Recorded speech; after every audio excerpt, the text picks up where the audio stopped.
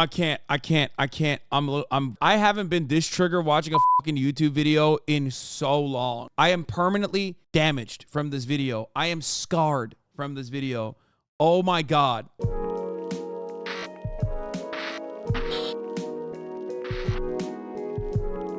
saying it. Let's watch friend of the show, The Rise of Joe Rogan by Johnny Harris. That's right. Anything we need to know, as soon as I find out, you'll know. 1, 2, 3, 4, 5, 6, 7, 8, 9, 10. Okay. Sorry. Okay, here we go. I've wondered for a very long time how Joe Rogan, this guy who describes himself as a Professional fool, went from hosting a game show where he eats cockroaches with contestants to becoming the host of perhaps the most popular podcast on earth. And you're going, no!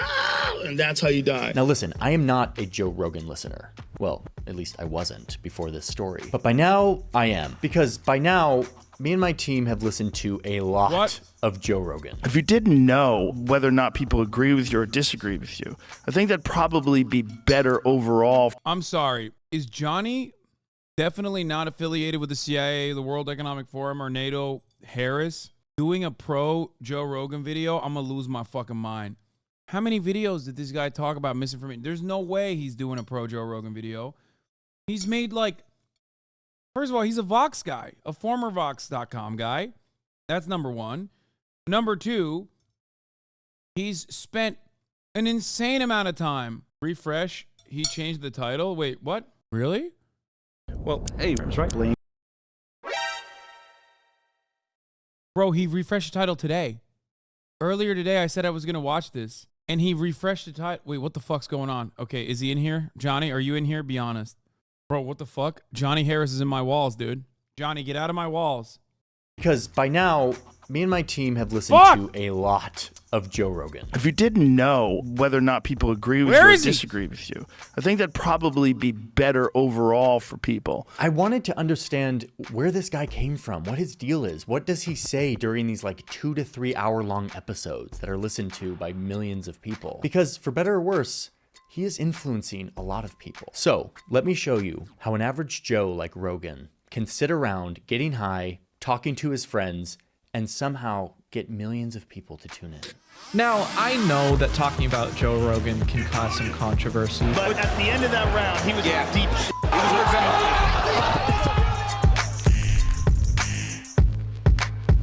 It's weird. Before we get into it, him. let's thank today's sponsor. The internet is becoming kind of a dangerous place. Like people on the internet who want to do bad things and steal from. Wait, he's not. Wait, my man. I'm so confused. This video has been up already for 6 days too, untouched. Yeah, on the 6th day, when I finally get to it, he changed the title. Bro, Johnny Harris is such a fucking lib. Like, he's such a lib. What is going on?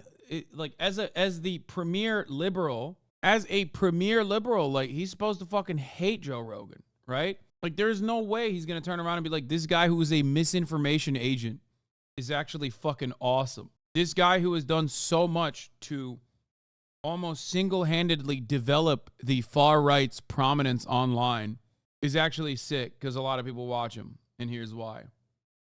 It also gets you in on an extra extended subscription to NordVPN. You get the 2-year plan plus 4 Here, I'm extra showing you months. the ad. Links in the description. Thank you, NordVPN, for sponsoring today's video.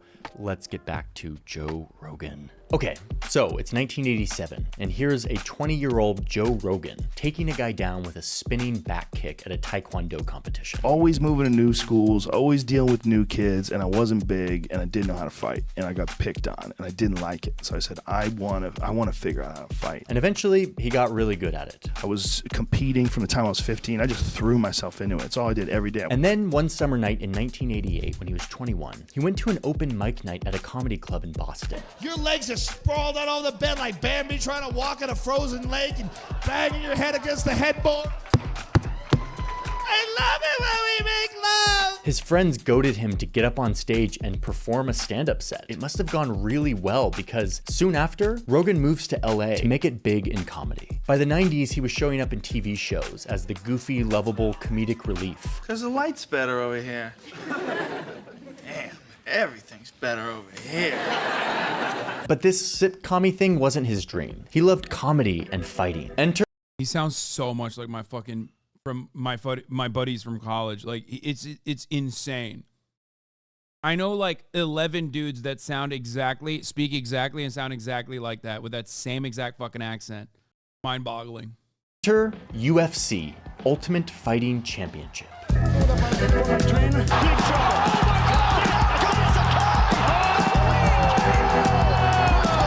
Okay, so it's the late 90s, and now Joe Rogan is like a UFC commentator personality, interviewing fighters backstage. This is actual footage of his first appearance. They are anticipating a wipeout in the finals. And I mean, this guy's good. Like, he's got such a magnetic personality, even back then. By the time he was in his 30s, it was the 2000s, and Joe had proven to be a talented host and entertainer. And he was chosen to host a show. Dude, Chatter said, aren't you old enough to go to college with Joe Rogan?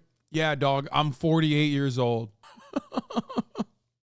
Yeah, you got me. Where contestants would be pushed to their limits to test their fear. It was a show aptly named Fear Factor. Fear Factor. I mean, I remember this from my childhood. The show had like a huge impact on our media culture. I think it kind of laid the foundation for sensational reality TV. It was disgusting and sometimes just downright horrifying. But honestly, it was brilliant because it was impossible to look away. Sherry, relax. Relax, Sherry. Sherry, relax. So Fear Factor was like the big leveling up for Joe Rogan. You know what? Again, very fortunate. It was a great gig, plenty of money, and it was all good. And it definitely helped my stand-up because it gave me. Dude, fucking, a lot of this is old Joe. I remember him talking about this shit where he would talk about how luck played such a big role in every aspect of his life that he was so appreciative and he was so fortunate and that he understood what it was like and how hard it was for someone to make it out the mud, for someone to come from a background like his. It's funny because, like, maybe new Hasanabi heads don't know this, but, like, I used to be a big-ass fan of Joe Rogan. I used to talk about how I was a big-ass fan of Joe Rogan way back in the day. Obviously, not when I was on Twitch. By that point, he had already completely become, like, a right-wing media monster. But I have a photo with him. I've hung out with him. He probably doesn't remember. He used to be a fan of the Young Turks and Anna Kasparian. Personally, Anna and I went to watch him do stand-up at the Improv. We hung out for 3 hours after. This was like many, many years ago. And I thought it was so sick, like, that I was talking to this guy whose podcast I was listening to, who I actually was very fond of, not necessarily because of his podcast, but because I always thought, like, this guy was, like, he was free. Like, he had made so much money off of Hollywood shit, but he was entering a totally new realm in online content creation, which I was a part of as well at that point, right? As a young person who wanted to become a content creator, I would look at him as like the idol. You know what I mean? I would look at him as like the right thing to do. Get the money, sure, but then take that and create your own thing where you have pure editorial freedom. Young Cap Bro was like 29 at this point. No, when I'm talking about with Joe Rogan, I was like 24. He was the blueprint, exactly. And it's really interesting to think of because I saw this guy who was doing podcasting, which was like not as popular back then. It was not as like broadly welcomed, received. The reception was nowhere near the same. Okay.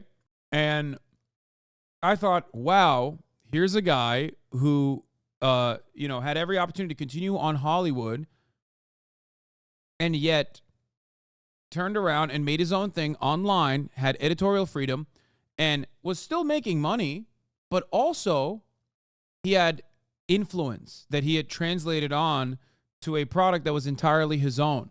And I thought that was incredible. I wanted to do exactly that. Not like a podcast or whatever, but I wanted to do something where I had that level of financial and editorial freedom. which is ironic because I think I have achieved that. But somewhere along the way, Joe Rogan, during the Gamergate era, started building up right-wing content creators that he was fascinated by. Okay? Joe Rogan was the first place that gave a tremendous amount of prominence to Milo Yiannopoulos, for example. I remember telling people at the Young Turks, Cenk included, to look out for this Milo guy, that he was going to be a big fucking name and was already becoming a big name in the far-right circles. He was one of the first people that had Milo Yiannopoulos on a major influence, or a major outlet, basically, at the time. And then now we look back at Milo Yiannopoulos and we're like, yeah, what a joke, what a clown. But like, you don't remember. If you were there at the time, he was like impossible to avoid. Everyone fucking talked about Milo Yiannopoulos. And he was a gigantic piece of shit back then, and not really much has changed. It's just that he got canceled by the right, ironically, due to, I think, something that he said on the Joe Rogan podcast, as a matter of fact. So, he was insanely popular in the 2015 era. He was like a bad boy, you know what I mean? And you know, you could be gay and pro-Trump and like you dress up in these crazy ways and all this shit. Sargon of Akkad was on Joe Rogan. Jordan Peterson was gaining a lot of prominence. Bill Maher also put up Milo Yiannopoulos. Bill Maher also did that. But Joe Rogan had like Stefan Molyneux on, and out and about white supremacists. I think he might have actually deleted that episode, if I'm not mistaken. Because like, he is just straight up a, you know, openly agitating, you know, anti-Semitic, white nationalist piece of shit. Now, Matt Walsh's had on recently. I'm saying like, this is in the beginning, where he was like, oh, I'm just a centrist. I'm just a centrist. He still pulls that shit, but it doesn't matter. Now we know, like he said, he would vote for Ron DeSantis and shit like that. So, I'm talking like back in 2015, 2014 even, when he started basically being the beginning of the alt-right pipeline. Like, he was, as a singular force, the person with the most mainstream appeal, with the most popular fucking podcast, constantly pumping these like weird far-right figures that were sometimes marginal and irrelevant, that became relevant afterwards, or were, you know, relatively relevant, and he just had them on and offered them their platform. At his peak, Milo was comparable to Tate if you ignore the arrest spike. Yeah.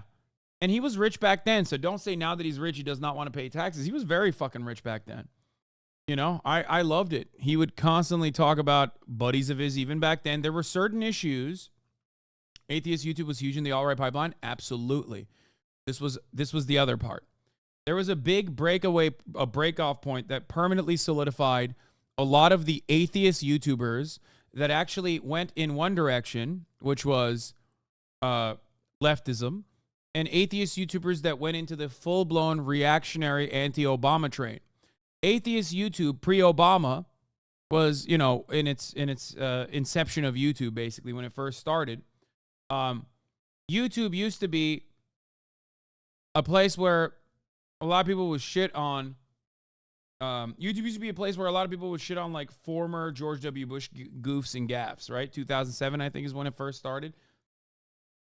Like, the OG YouTubers that were atheists were very much like, fuck the anti-science stuff that the Republican right is pushing for. Fuck the anti-stem cell research from the Bush administration. This was after the Bush administration, but still, like, they were like, those atheists back then, and I know all this because like I'm literally related to Cenk, and like I'm familiar with like Air America and all of these like super old school liberal outlets and the liberal content creation space, independent content creation space. So there was a lot of that. And then atheists under the Obama administration turned around and were like, well, we're anti-everything. We're anti-religion, and we're certainly anti-Islam. But Islam seems to be a way more ever-present danger to America and the rest of the world, actually. So we're only going to talk about Islam. And they slowly but surely, through the likes of Sam Harris and others, became like gigantic Islamophobes who then would always defend their Islamophobic perspectives under the guise of rationality. Like, this is rational, this is logic, this is reason. You should be afraid of Muslims. What little did they know was that a lot of those fucking guys were basically just churning out State Department propaganda. They didn't realize it at the time, and they probably still don't realize it. Many of them actually turned around and maybe offered a little bit of restitution for that. They de-radicalized a little bit. But a lot of them at the time were straight up trying to criticize Obama from, quote unquote, the left, the atheist left, by saying Obama is a Muslim apologist. Sam Harris, Christopher Hitchens, a lot of these people either got second career revitalizations or rose to prominence at that time. Okay? One big turning point in like the online leftist spaces, like a lot of these supposedly progressive atheists became totally fucking right-wing and out of control, was the Sam Harris Cenk Uygur debate. It was a 3-hour debate. It was one of the first ever like 3-hour fucking debates on a political subject matter that got that level of popularity. If people remember that, I don't know. If you might be too fucking old. If you remember that, you probably are or were a piece of shit. Let's be real. And you are not anymore. So that's great. Thank you for coming back to like sanity. But that debate for the online circles was basically the cutoff point. After that, a lot of these like atheist guys who were like, fuck Islam, a lot of these Islamophobic atheist guys, the r/Reddit atheist Andes, r/atheism Andes, they became increasingly more reactionary, especially alongside Gamergate, misogynistic. Some of them adopted racist values as well. Okay? Transphobia and the like. Now, since then, even those, including Sam Harris, for example, have kind of shifted their perspective in the Trump era. A lot of those guys were like, okay, maybe we were like a little too crazy about certain things. I don't think Sam Harris has ever apologized for hating Muslims and being a psychopath, being an Islamophobic piece of shit. Sam Harris is not anti-Muslim, nor was Hitchens. Yeah, you're right, brother. He was operating on a different playing field that our ape-like Muslim brains cannot comprehend, myself included. Yeah, thank you. Some of those guys didn't make that turn back to liberalism. It's because they found it easier to sell out to the anti-Islam people, less resistance to that in the U.S., and you can get dumbass racists on board to help spread it. I was a fan of Sam Harris like in 2004, and then started to dislike him when he went only anti-Islam. Yeah. Didn't Sam Harris recently deny that George Floyd was murdered? No, I don't think he did that. Sam Harris has been like very much a unbearable fucking lib again for like the past 4 years, I think. He has distanced himself from the rest of the intellectual dark web, which was comprised of figures such as Joseph Robinette Rogan, Samuel Jebediah Harris, Ben Shapiro, Jordan Peterson, the Weinstein brothers, who are fucking irrelevant anti-vaxxer freaks now. These were all the guys that were that comprised the intellectual dark web. A famous article written by Barry Weiss, formerly of the New York Times. Dave Rubin was a part of the intellectual dark web as well. Yes. You might have noticed that none of these motherfuckers are intellectuals. Okay? So, they're all charlatans for the most part. But yeah, the Trump plus anti-vax shit made Sam Harris full-blown snap back to liberalism. I just wanted to give you guys a little bit of like history, online history, from a person who experienced it and got death threats and mass harassment campaigns from every different aspect of every dark corner of the interweb.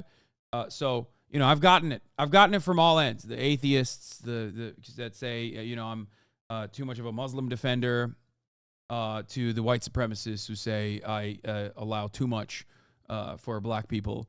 Like I let black people get away with too much crime. So I've gotten through all of that. And I was far more alone back then. I do not feel as alone now. I have a wonderful community, a massive, sizable community. But back then, it certainly felt much, much lonelier. Let's continue.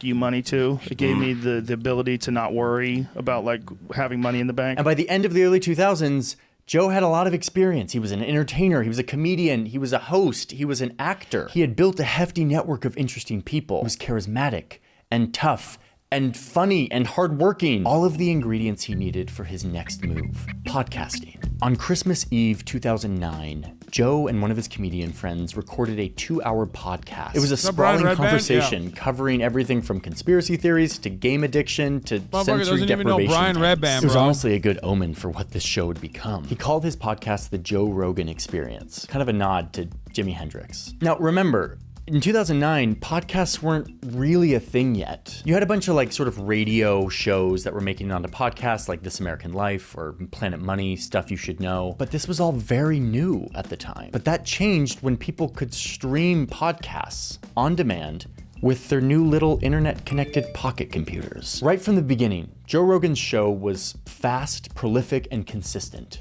uploading multiple times a week. And by the end of his second year on the show, he had had a bunch of big names as guests. We've done everything wrong.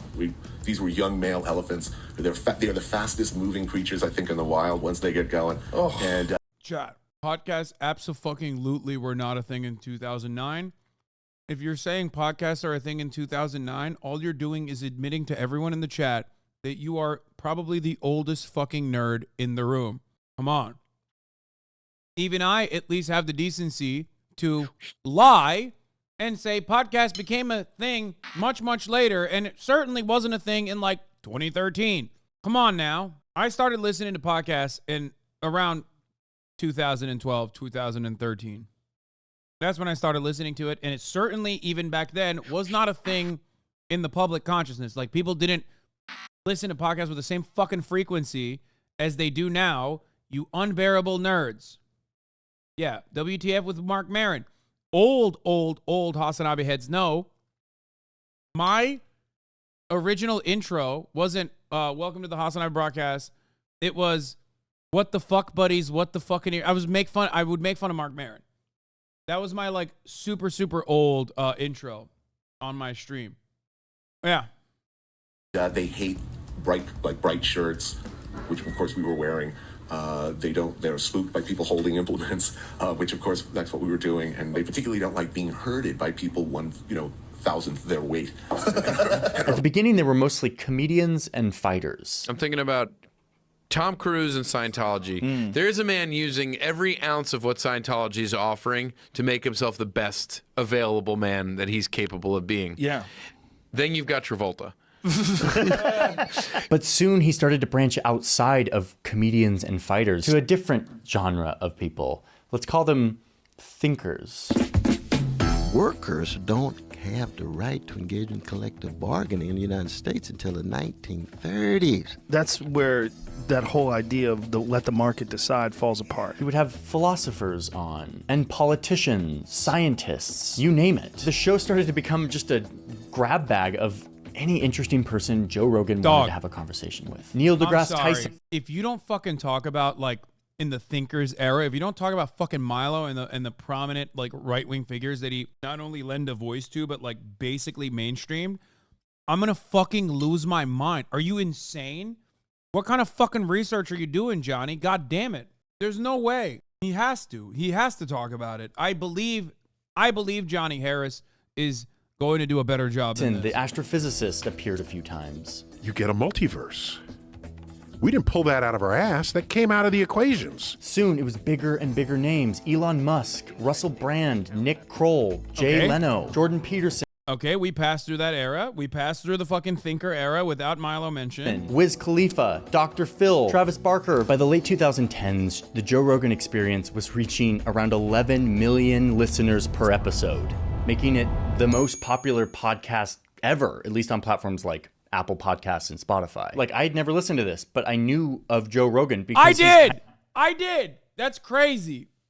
That's crazy. I did. Religiously, as a matter of fact. Holy fuck. Milo ain't mainstream, though. Nobody will care. What are you talking about? Milo was mainstream. Joe Rogan made him mainstream. Milo Yiannopoulos and all of the other fucking people that I mentioned were incredibly relevant in the online sphere. You guys literally forget. Milo Yiannopoulos wasn't just some fucking random, like, gay guy who went on college campuses and, like, caused riots or whatever. He also wrote for Breitbart.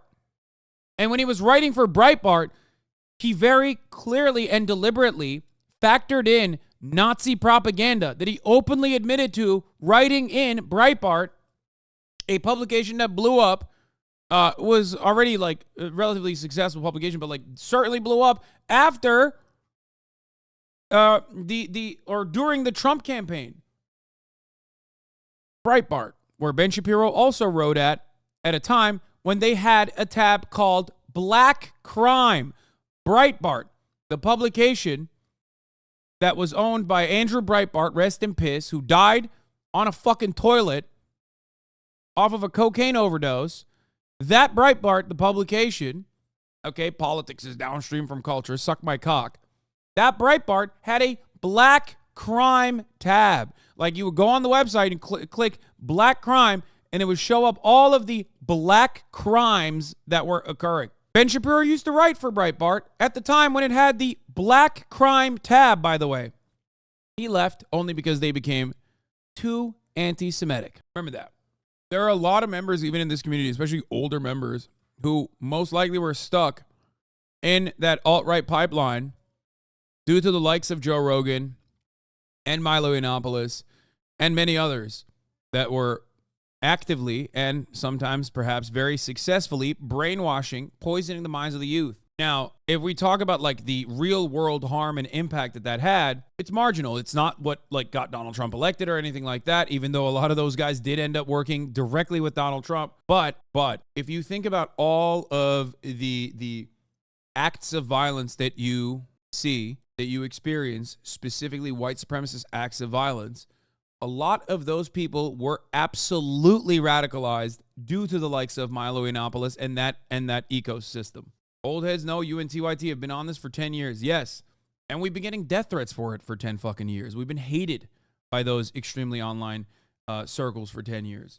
I got motherfuckers in here that have a blood feud with me for the past, like, since 2013. Okay? Like, you think you've been a fan for a long time?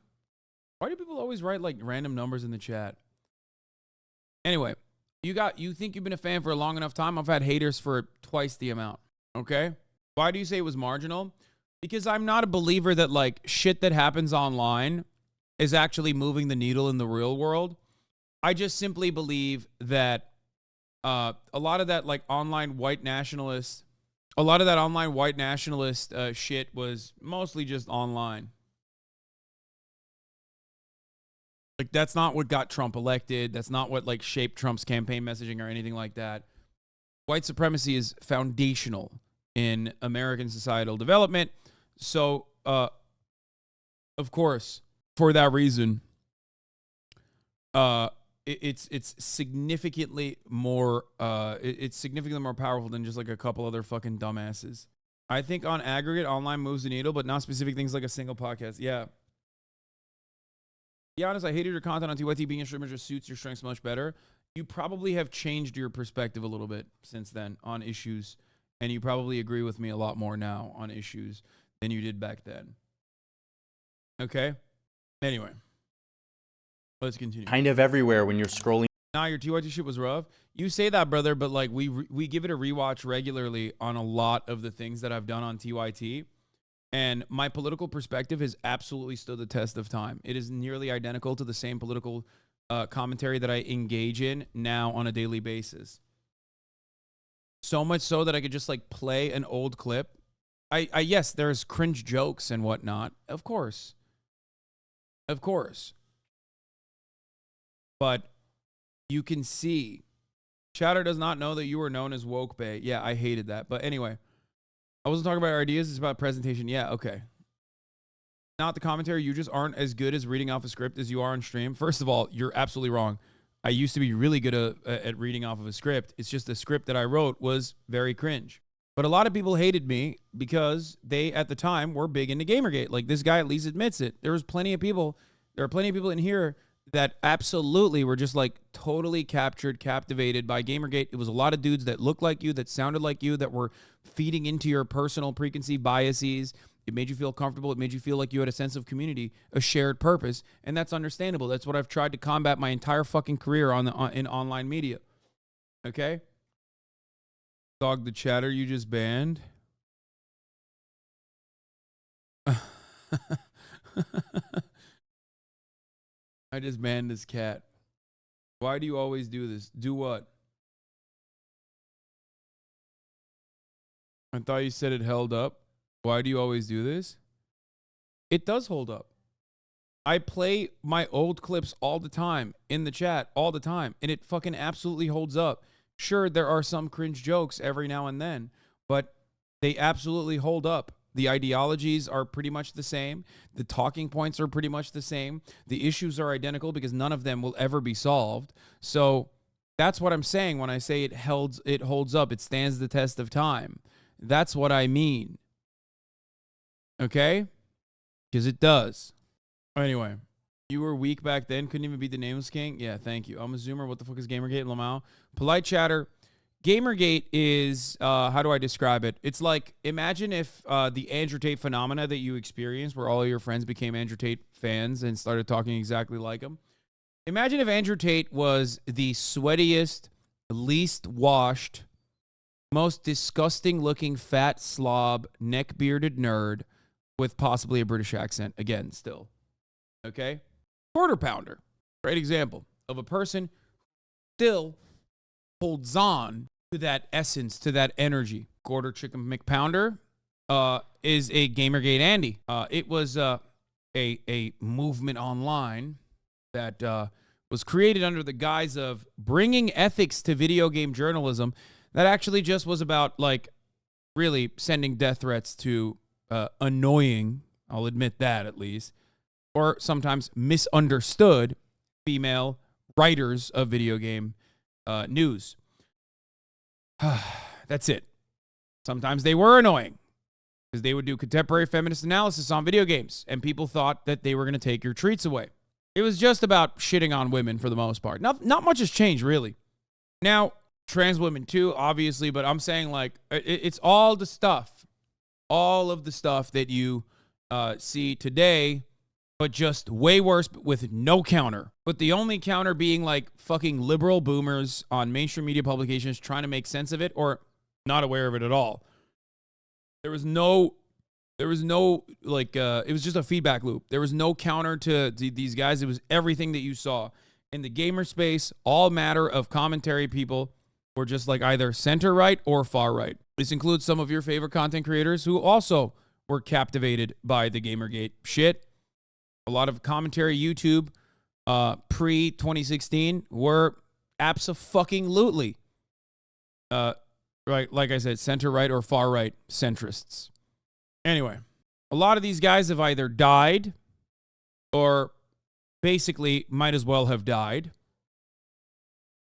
This video is shitting on Elon Musk in 2018. Way before the public opinion was against them. Yeah. What's happening, everyone? Hi. I wonder if I should start playing a little bit of music while I wait for people to come. Hi, military. Maybe the families of the divers or families of the children. Oh, this is the Thai divers that he called pedophile. Anyway, PewDiePie had Ben Shapiro on at the tail end of that era. PewDiePie in 2016 was still, like, not as much as a fucking Gamergate guy. He literally became worse, like, later on. There are old PewDiePie videos that are, like, from 2016 or whatever, where he's unironically defending the Nazi Swedish rhetoric, saying it's bullshit. It's because they changed the rape law. I've talked about this when I covered PewDiePie, also way back in the day.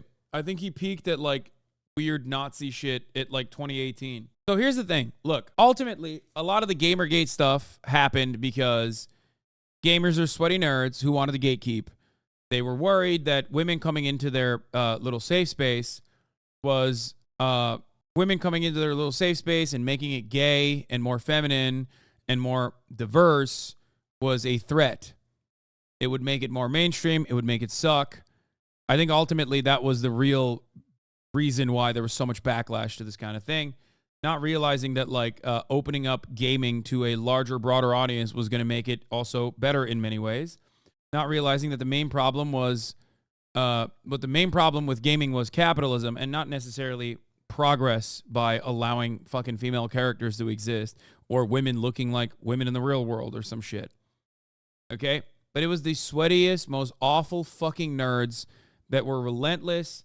They loved doing 4chan edgy groiper memes. Some of those guys literally went from doing memes on 4chan to like actually becoming the meme, becoming like real fucking out and about Nazis. And many of them never grew out of it. Of course, remnants of that mentality still very much exist in some of the sweatiest circles. Of course, there are newer versions of that. Okay? There are newer versions of that. I very famously called it when Joe Biden became president. One of the first things I said was that this is going to create a space online where we will absolutely go back to like the pre-Trump era of online madness, just annoying culture war issues back and forth, mostly just like Gamergate related shit. No more materialism, no more talking about economic issues, just simply no more defensive posturing against like possible fascist, like a possible proto-fascist government, squashing riots or any kind of action with an overwhelming police presence. When was materialism ever on the ballot? Man, I'm talking about issues of discussion, okay? What the fuck are you saying? Yeah, let's vote in dialectical materialism on the ballot. What do you mean? What the fuck are you talking about? No. Anyway, and I was right. We're back into that. We're back in the fold again. We're back to the reactionary online commentary space in many respects. It's still much less popular than it was back then.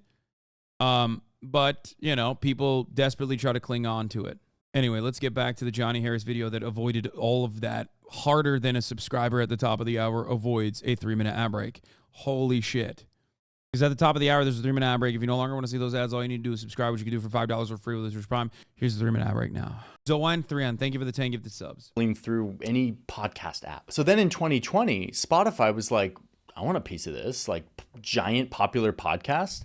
And they bought the exclusive rights to the podcast for $200 million. Which is unbelievably insane. This was a huge deal for Joe Rogan, but also for podcasts. Let's go. Even after this big deal, the show retained its unfiltered quality. It still was Joe Rogan sitting around, chatting with mostly dudes, talking openly and unfiltered for hours.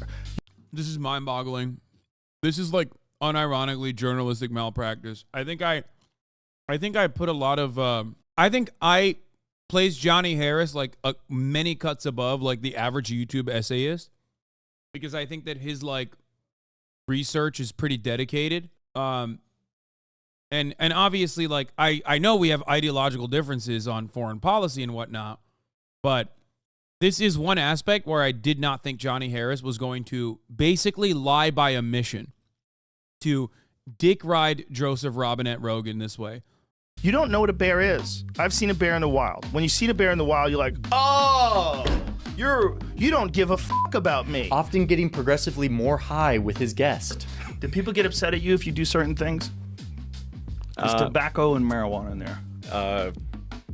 I'm getting text messages from friends saying, what the hell are you doing smoking weed? Okay, so my job has apparently turned into getting super deep into watching stuff that I never watched before, like North Korean films, and now Joe Rogan podcasts. Like, I've dedicated a significant amount of my time over the past several months to watching this show. And even still, I'm just scratching the surface. These episodes are long. They're like 2.5 hours on average, and there are almost 2,000 of them. We're talking thousands and thousands of hours of this stuff. Luckily for this story, I had help from our story producer, Alex, to help us listen to a lot of this stuff. I also spoke with some longtime Joe Rogan. Whatever, dog. I'm a One Piece fan, okay? Talk to me when you fucking become a One Piece enjoyer, okay? Get the fuck out of here. And listeners for some insight. And here in the office, we actually had some pretty nice heated debates about Joe Rogan.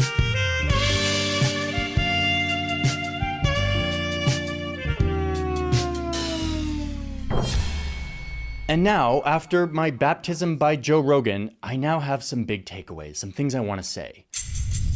Number one, Joe hates boxes. And people love that he hates boxes. He spends a lot of time lambasting our society's need to fit people into buckets, into labels. I think this left, right paradigm is really kind of fucking foolish at this point. Bro, are you kidding me? He's just like, he's basically saying that like Joe Rogan is a dumbass, but in a nice way. Like, let me reframe that real quick. Oh, he just hates boxes. What is this fucking liberal wine mom shit, dude? What are we doing here? Oh, he just hates labels. That's why he's like that. He's a Scorpio. Like, get the fuck out of here, Johnny Harris. What the hell is going on? I've never felt this way about a Johnny Harris video until this moment. It's a subject matter that I am the foremost authority and expert on. Maybe that's the reason. Maybe that's how you feel when you hear him talk about like fucking coups that he did not mention or whatever the fuck. I mean, I am by no means a subject matter expert on that, but this is something that I'm an absolute subject matter expert on. And it's deeply and insanely frustrating to see him cover it like this. Oh, he's just like, oh, he's just a guy who hates boxes. Like, that's not, it's how we get when you talk sports. Yeah, but I'm very deliberately telling you I don't know what the fuck I'm talking about with sports and don't care to know. That's the difference. I'm not presenting something on sports like I'm the fucking authority on it. I didn't make a 35-minute YouTube essay on sports. You know what I mean? And indeed, it's fairly impossible to put Joe Rogan into the standard ideological boxes that we're all sort of pressured to fit into. Most of our media discourse loves boxes, loves to inflame our super identities, the things that like, why is he positioning himself like he wasn't at fucking Vox News, which is like the box creator, okay? They are the box store, okay? They make the fucking boxes. You made the boxes. It was like, oh man, the media, mainstream media is like, they love boxes, right? Not Joe Rogan, though. Free thinker, by the way. Get the fuck out of here. Oh my God. that we must believe in order to be a good liberal or a good conservative. What kind of opinions are okay to have because they don't interfere with anybody else's life, and it's just your philosophy and the way you look at the world, and you should be able to express that opinion and express those ideas in front of someone else who has an opposing idea, and they tell you why they disagree. And so before I listened to 1,000,000 hours of the show, I had mostly seen Joe Rogan in the context of like short little edited clips of like smackdowns showing like some egregious thing that Joe Rogan had said that he was Oh, he was duped. Joe Rogan is an enigma. Okay? A mystery trapped inside of a riddle. Joe Rogan contains multitudes. You don't get it. If you've seen Joe Rogan online, you've probably been clip chimp. Well, let me tell you, as someone who watched uninterrupted thousands of fucking hours of this dumb ape who I used to love and have admiration for, who I've met personally, let me tell you, okay? You're not being clip chimped, okay? What the fuck is this guy saying? Oh, dude, he contains multitudes. Like, when he's talking about ivermectin and throwing the kitchen sink, like, people are just clip chimping him. Except he did do that. Oh, when he's talking about, like, transphobia, he's just, like, he's actually just talking about, like, trans girls in sports. Like, that's a real big issue, dude. He cares about fairness in sports. It's like, dude, what are you saying?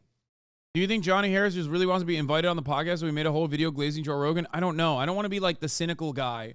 I don't want to be the cynical guy who's like, oh, there's an alternative reason here as to why he's saying these things. Maybe he's just a dumbass. I don't know. We'll see. Transphobic or fatphobic or misogynistic or racist. There's a lot of these mashups out there. She's giant. Like, look at the size of her head, her formerly male head.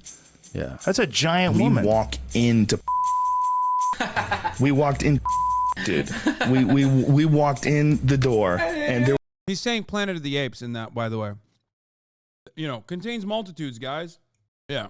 He's saying he walked into, I think it was a movie theater or something, and there was he said an area where there was only black people was like Planet of the Apes. There was no white people. There was no white people.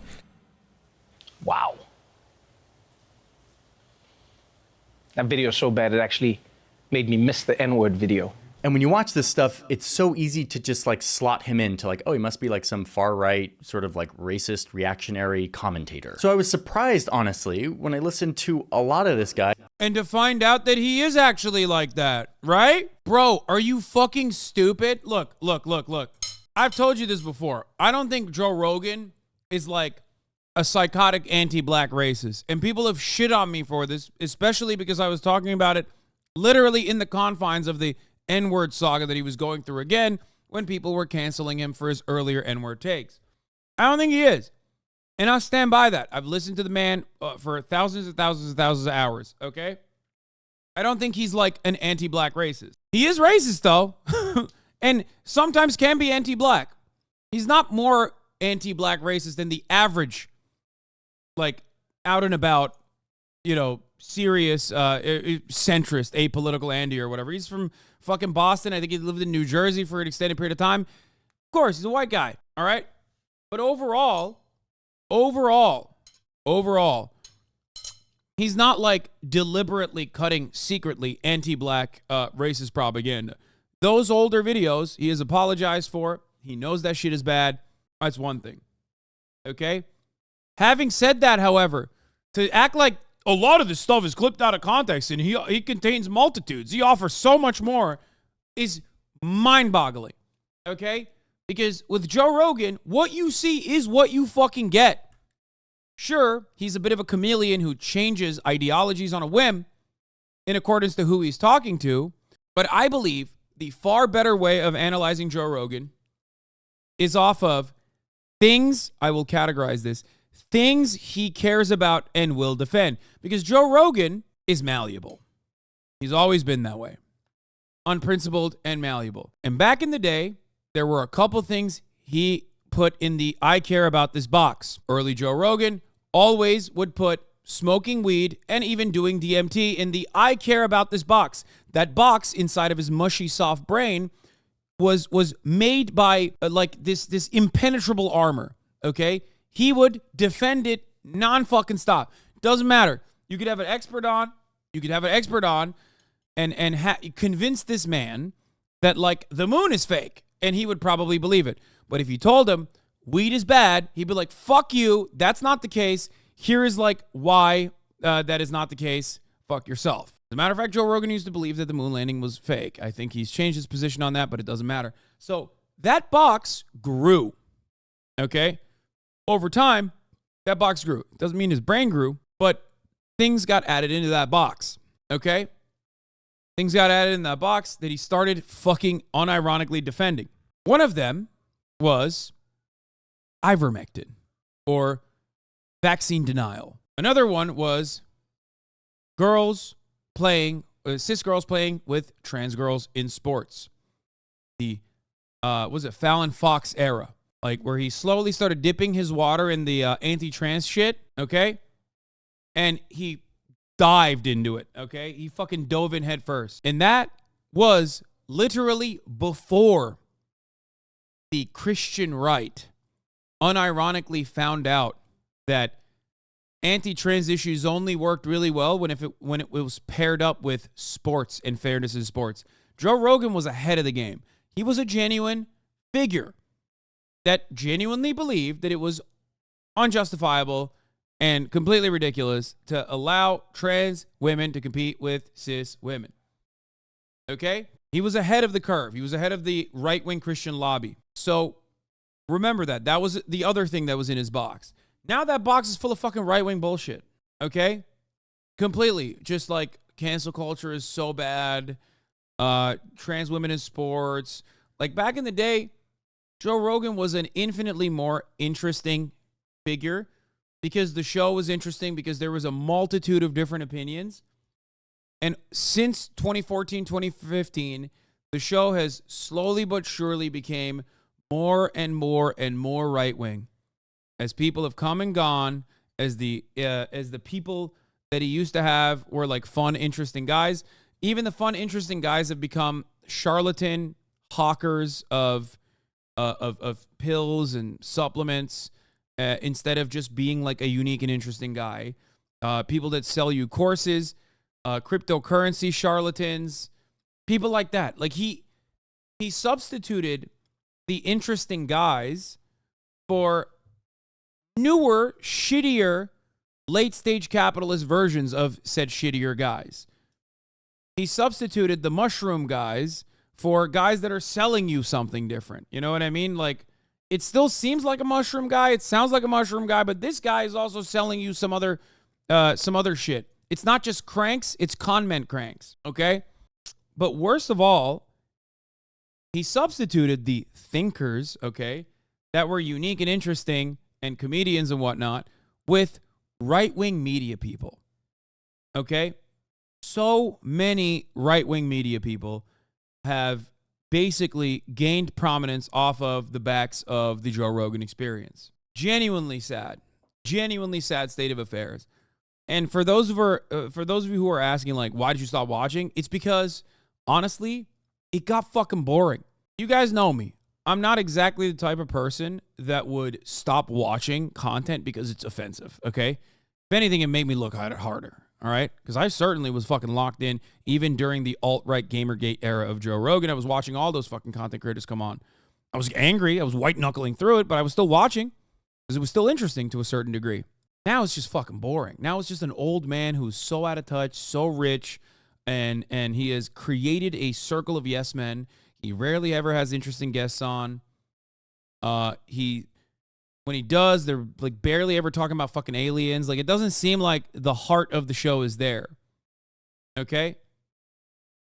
Podcast was a great outlet for people who didn't have an older brother who smoked weed and told you about dumb shit. Okay? That's what the podcast was. Nowadays, the conspiracy guys are fucking like too insane to even appreciate because they're also trying to like they're so grimy. They're trying to sell you something. And you're like, come on, dude, just like be really invested in the conspiracy. That's all I care about. You know what I mean? Make content. Don't try to sell me something. Okay? Nowadays, everybody sees it as like an opportunity to sell something. They don't go on there to have an interesting discussion. They go on there to become famous. And they know how fucking, how target rich of an environment Joe Rogan's audience is because they're all fucking apes themselves. I listened to Faithful until mid-2015. His guests got worse and worse. There were too many Callan Schaub episodes or too few oceanographers, etc. Oh, yeah. Yeah, I mean, Brian Callen and Brendan Schaub episodes were also fucking just awful. Anyway, the other day, he actually had a physicist on. I looked him up and saw that he works for PragerU. That's what I mean. Like, there is no more. Every single person that Joe Rogan has on is like has like some level of fucking association with like a right-wing media outlet. Like, it's so bad. It's all of them, dude. Every single one. It sucks. I mean, guys, this guy had fucking Dave Rubin on multiple times. Get the fuck out of here. That's when you've lost the plot. Dave Rubin offers nothing. He offers nothing. He's not interesting. He's not unique. He's not funny. He's just a right-wing guy. That's it. Any right-wing guy. Okay? It just sucks. So when you ask me why I don't watch fucking Joe Rogan no more, that's the reason. Because his content fucking blows dicks, dude. That's why. I'd still watch if he was... I'd probably still watch Joe Rogan if he was being, like, insanely racist. If he somehow also managed to make it entertaining, okay? I'm white. The armor of privilege. Probably frustrate me, but I could still find some kind of content out of it. You know what I mean? Yeah, like Alex Jones. Point is, he's also not entertaining. It's a similar thing that happened with Sam Harris. Harris coddled anti-Islam because of the target-rich environment. Right-wingers all go on Rogan because he's dumb and so are his listeners. Easy grift. Yeah. Joe Rogan can spend 1 hour saying we got to take care of the environment, regulate more, hold corporations accountable, blah, blah, blah. And on the next episode, he's like, nah, fuck all that woke shit. Ron DeSantis 2024. Yeah. Which is why if you are Vox.com's very own Johnny motherfucking Harris, how do you make a video like this and you make it seem like Joe Rogan contains multitudes when he's literally a chameleon? And even the dumbest Brazilian jiu-jitsu guy who's been choke slammed so fucking hard that his brain no longer works the same, he might have gotten a stroke from all of his Brazilian jiu-jitsu, even that guy fucking understands that Joe Rogan is a chameleon. So how the fuck did Johnny Harris not see it? This is how you get invited on. I mean, yeah, I will never be invited on the Joe Rogan Experience. Let's be fucking real. Doesn't matter if I'm the most famous person on the planet. That is the reality. Because I do not ride his dick. Johnny Harris, on the other hand, is kind of bouncing on it right now, doing tricks on it a little bit. To find out that his politics actually lean mostly left. She's the wife of the best president that we have had in our lifetime. He openly and earnestly voices support for everything from universal health care to abortion to gay marriage to recreational drugs. I lean way left when it comes to those kind of things, gay rights and things like... Dog, he's literally a fucking Ron DeSantis supporter. Get the fuck out of here, Jesus. Social programs for disenfranchised people and disenfranchised communities. I lean way like if I want my tax dollars to go to anything, I want it to go to making people's lives easier. I'm not right-wing at all. Oh, okay. No, that's wild. No, there's nothing about me that's right-wing. He even endorsed Bernie Sanders. Wait. You know, just two left-wing guys talking, right, Johnny? Johnny, what do you think about Jimmy Dore, Johnny? What do you think about his Ukraine takes, for example? What do you think about Jimmy Dore? Think he's a left-wing guy too? Come on. I mean, I know you want to go on Joe Rogan's show, but do you want to go on Jimmy Dore's show? Probably not. So you're probably going to be honest about his perspective, aren't you? Come on. The Democratic Socialist in 2020 after having him on the show. There's not a single human that can speak for all the American people. But you could look out for the interests of the American people. And I think Bernie Sanders definitely does do that. You got 3 people owning more wealth than the bottom half of the American society. You don't see that on television too much, do you? No, you don't. 3 people. You got the top 1% owning more wealth than the bottom 92%. What are the misconceptions of you? Because here's the, if you go to point to a fucking post-COVID clip of Joe Rogan being a fucking leftist, openly saying he's a leftist, I'm going to lose my fucking mind, okay? The closest you get to is when he's talking to that fucking freak Seth Dillon, okay? The Babylon Bee guy. And Seth Dillon is trying to fucking argue that it's okay to force a 13-year-old who's been raped to carry a pregnancy to term. And Joe Rogan sees red. That is the only time I've seen in the fucking post-COVID universe where Joe Rogan was like, hold up, this is insane. No, you can't do that. You can't do that to my daughter. That's what he says. Also, doesn't matter if he says he's a leftist. Right-wingers love to say they're leftists when they're not. Tim Pool, the leftist. Exactly. This is starting to piss me the fuck off, dude. It's starting to piss me off. Oh, my God. Listen, man. Joe Rogan is not that complex, okay? It's not. He's just like the average American voter in many ways. Really fucking far right on some issues, really fucking far left on others, maybe, depending on who you ask or how they're feeling in that moment. But if there's one thing that Joe Rogan is not, that is a person who has thought things through, okay? He's just like the classic fucking American voter who's like, oh, I voted for a Republican. Now I'm voting for a fucking Democrat. Oh, I don't know. That's who he is. And as someone who claims to have watched thousands of hours of fucking Joe Rogan, I would have expected this dude to at least done a better job of describing that instead of being like, he is so complex of a figurehead. This is literally just signaling to the YouTube audience that you're doing PR for Joe Rogan because you want to go on his fucking show and you want to eat away at some of his market share. You want some of his fans to watch your fucking videos. That's it, man. It's so disingenuous. It is so cowardly to do this. It is so fucking cowardly to do this. You can make an honest assessment. I've defended Joe Rogan time and time again on issues where people have taken it too fucking far. Okay? But this is ridiculous. Trying to audition to be on the fucking Joe Rogan Experience by making this fucking big-ass YouTube video and like simultaneously getting a lot of views on it because Joe Rogan has a lot of fans, obviously, is so cowardly. I really hope that this changes a little bit, this video. Like, there's no way this is just a suck show, right? What are the knee-jerk conservative reaction? You talk to people who are not interested in anyone that wants to be a democratic socialist. They hear the name Bernie Sanders. The negative implications are that you are somehow or another going to take their money, right? Is that annoying to you? Yes, it is. Of course it is. Oh, and here he is with presidential hopeful Andrew Yang. Another beacon of left-wing ideas, man. Oh! I'm so mad. I'm so mad. I'm fucking losing my mind. I hate Americans. I hate how fucking stupid they are about politics.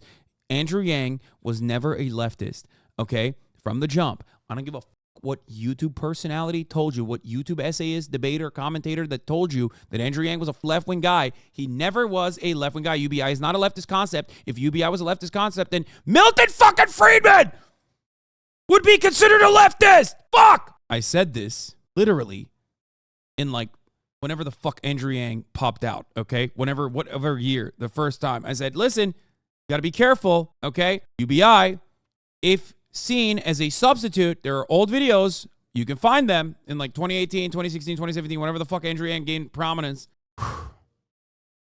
UBI is great as long as it is not a substitute for the social safety nets that exist. Andrew Yang absolutely presented it as such, okay? I like Yang until I saw you talk about him like 4 years ago. And people would come in here and try to fucking advocate for Yang Gang. Non-stop. Just wait till the end. You're going to blow one. I am already blowing one. I've already fucking blown a gasket, dude. I'm getting a fucking aneurysm. Oh, he had Andrew Yang on. Such a leftist. Him on the super progressive idea of universal basic income. My initial knee-jerk reaction was, get the out of here. Like, universal basic income, just going to give people money, they're just going to be lazy, nothing's ever going to get done. That's a terrible idea. And then I started paying attention to the rise of AI and automation and how many jobs are going to get taken away from. And then once you see the actual numbers, it's pretty staggering. But despite thinking that, he presents his ideas in this very kind of anti-woke, anti-political correctness, say whatever you want type of vibe. And this is confusing, but also very appealing. People love to listen to a guy whose views and language are all over the place. I think for a lot of people, it's like a respite from the predictable lineup of popular voices that tow a predictable list of beliefs, opinions, views, and enemies. Rogan's style is rare, and I think people like that. Which gets me to my second big takeaway. Bitch, I'm anti-woke. Get the fuck out of here, dude. That is not... Dude, there's a difference between not caring about the aesthetic subtext or the aesthetic liberalism and hand waving that away, and even sometimes going so far as to shit on the people that come in here to do rad lib bullshit. Like, oh my God, I can't believe you didn't issue a trigger warning here, blah, blah, blah. Like, I've talked about the narcissism of radical liberalism so many fucking times, okay? So many times. That is a stylistic choice that can be a part of your personality, a part of your ideology, okay? Joe Rogan goes way beyond that. The idea that he is like this super progressive guy is insane. I yell at trans people from time to time in here when they're fucking chirping about some dumb shit, okay? I have trans chatters that I yell at, okay? That doesn't mean I'm fucking transphobic. There's a difference between doing that and telling, for example, trans people to not be cringe posting in the chat versus being transphobic. That's the difference. You know what I mean? There's a difference between the two. Like, oh, he doesn't care about political correctness. Like, get the fuck out of here. That's crazy. Joe Rogan sells contrarianism. That is his product. A quick reminder that Joe Rogan isn't just a guy. He is a commercial icon, a seasoned performer who performs for an audience for money. He knows what people want, and he is selling something very popular. An alternative to the endless reductionist, polarized name-calling of our current discourse. They all do the same move. They drop down and do the splits. That's what I think when I'm watching your shows too, you know? But he is more corrected to the masses than you, dude. I think the video is meaning that he reaches all the subgroups of society rather than you highly reaching libs when the main audience is leftist. Wait, what? That's crazy to me, man. Johnny comments on his video saying he hopes he goes on JRE. Look, everybody wants to go on the Joe Rogan Experience. I would love to go on the Joe Rogan Experience. The difference between me and other people is that I'm not going to fucking bounce on Joe's dick to be able to have that opportunity. That's the main difference. Do you get it? And a lot of people know full well that Joe will not have you on if you shit on him. That's it. But Johnny Harris, on the other hand, is blowing bubbles. He's blowing bubbles on it. He's doing tricks on it. I feel like Joe Rogan has fallen off. I think there's still a part of me that is a young Joe Rogan fan that will always say, like, it doesn't matter how little his audience is. I would love to still go on the JRE, the Joe Rogan Experience. It doesn't matter. It doesn't matter, though. I'm not going to fucking, like, lie or omit the truth and act like Joe Rogan is something he's not. It's just so ridiculous.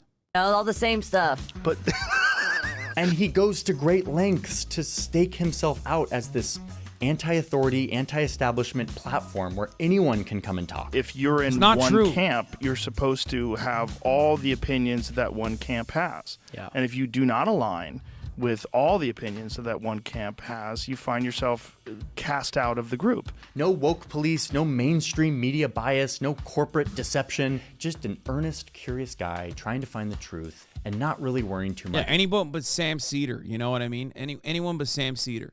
Like, no, man, no. If you've ever fucking criticized Joe Rogan extensively, you're not going on it, okay? Look at Kyle Kalinske. Love Kyle.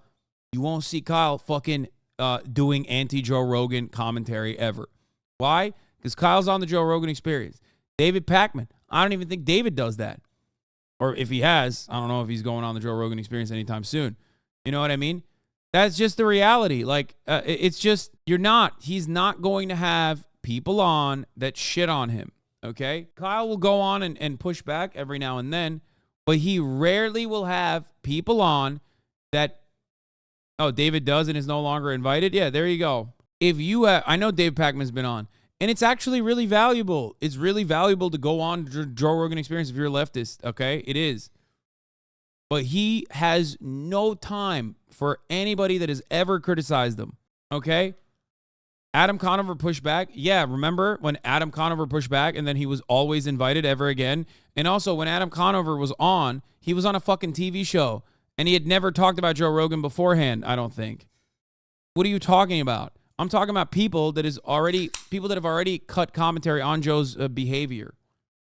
About changing his language to fit the politically correct sensitivities of the day. What I didn't anticipate was social media and the echo chambers that it would provide. Right. And that these ideological echo chambers also come with virtue signaling, and that people get on these things because you're only dealing with a short amount of characters, and you state something that you know is going to get a bunch of likes, and people are very addicted to likes. The fans I talk to love this about Joe Rogan. Like, he's like the antidote to like the corporate mainstream biased media that's polarizing us all. And frankly, I think he leans into this as his brand.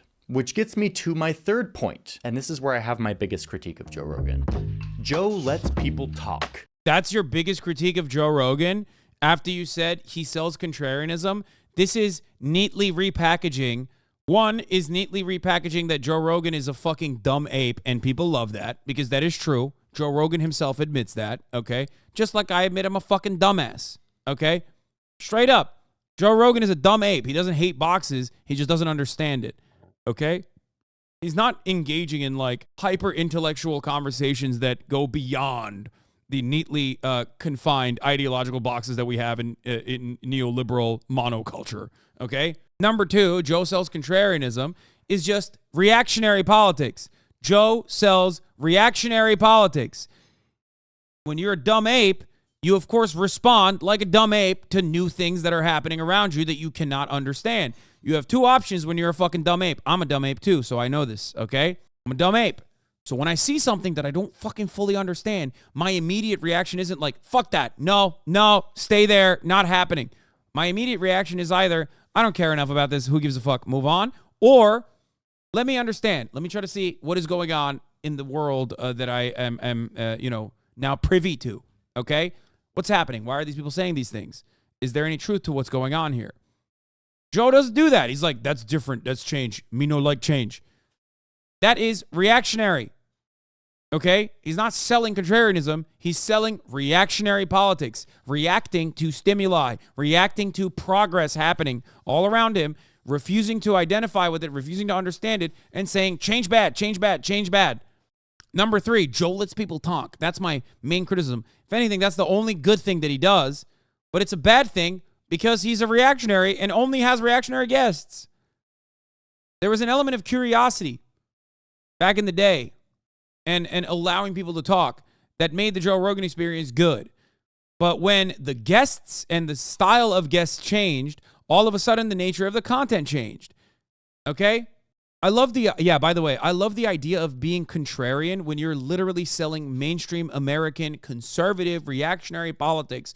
What the fuck is reactionary? What the fuck is contrarian about Joe Rogan when he's like half the time saying shit that you would either hear on MSNBC or more than half the time saying shit that you hear on Fox News on a daily basis? Woke culture sucks. These youth are too gay. They're too liberal. They're too woke. They're too soft. What about that is contrarian? Yeah, Joe has also gotten mad at Jamie for proving him / his guests wrong, pushing misinformation. Jamie rarely pulls shit up anymore.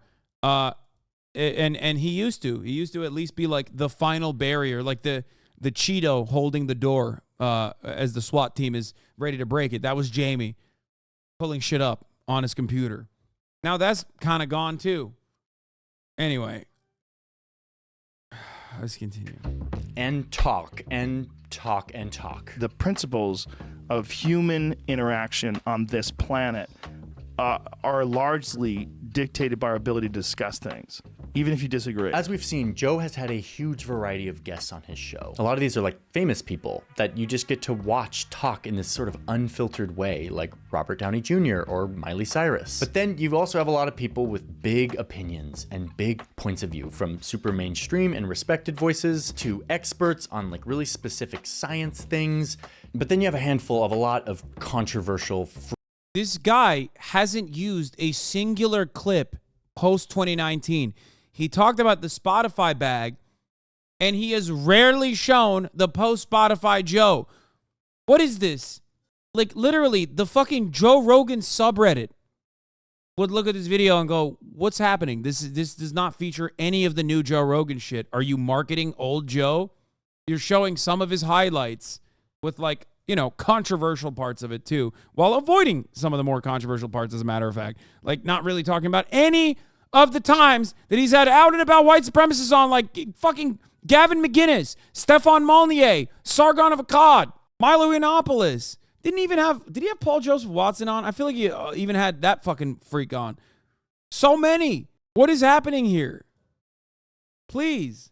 Fringe characters, people who have been censored or canceled by the mainstream media. And honestly, I think Joe takes huge pride in having this spectrum of different points of view. Now, I don't know Joe Rogan, but my guess is that half of this is his personality. He seems to be a guy who loves to discuss things with people. He seems to have an open mind. But I think half of this, again, is a response to the upkeep of his brand. I think he likes the appeal of being this anti-mainstream platform. Yeah, fuck, he had Andy No on. Oh my God. Where anyone who has been canceled by the woke mob can come and get their fair shake, tell their side of the story. I mean, you don't have to agree on everything in order. Yeah, here's a guy who's been canceled by the woke mob. Get the fuck out of here, man. Or to have a common sense of the important values that unify the country, or should. Yeah, and here comes my big critique. I think there's a fallacy tucked into all of this.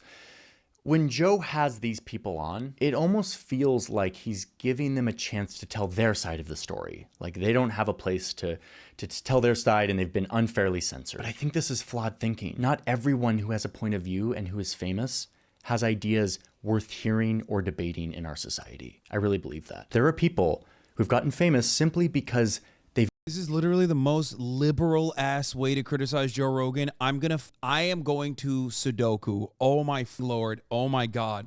Dog. The problem isn't he's offering a platform to these people. The problem is he's not capable of pushback. Okay? He is a chameleon. That's the issue.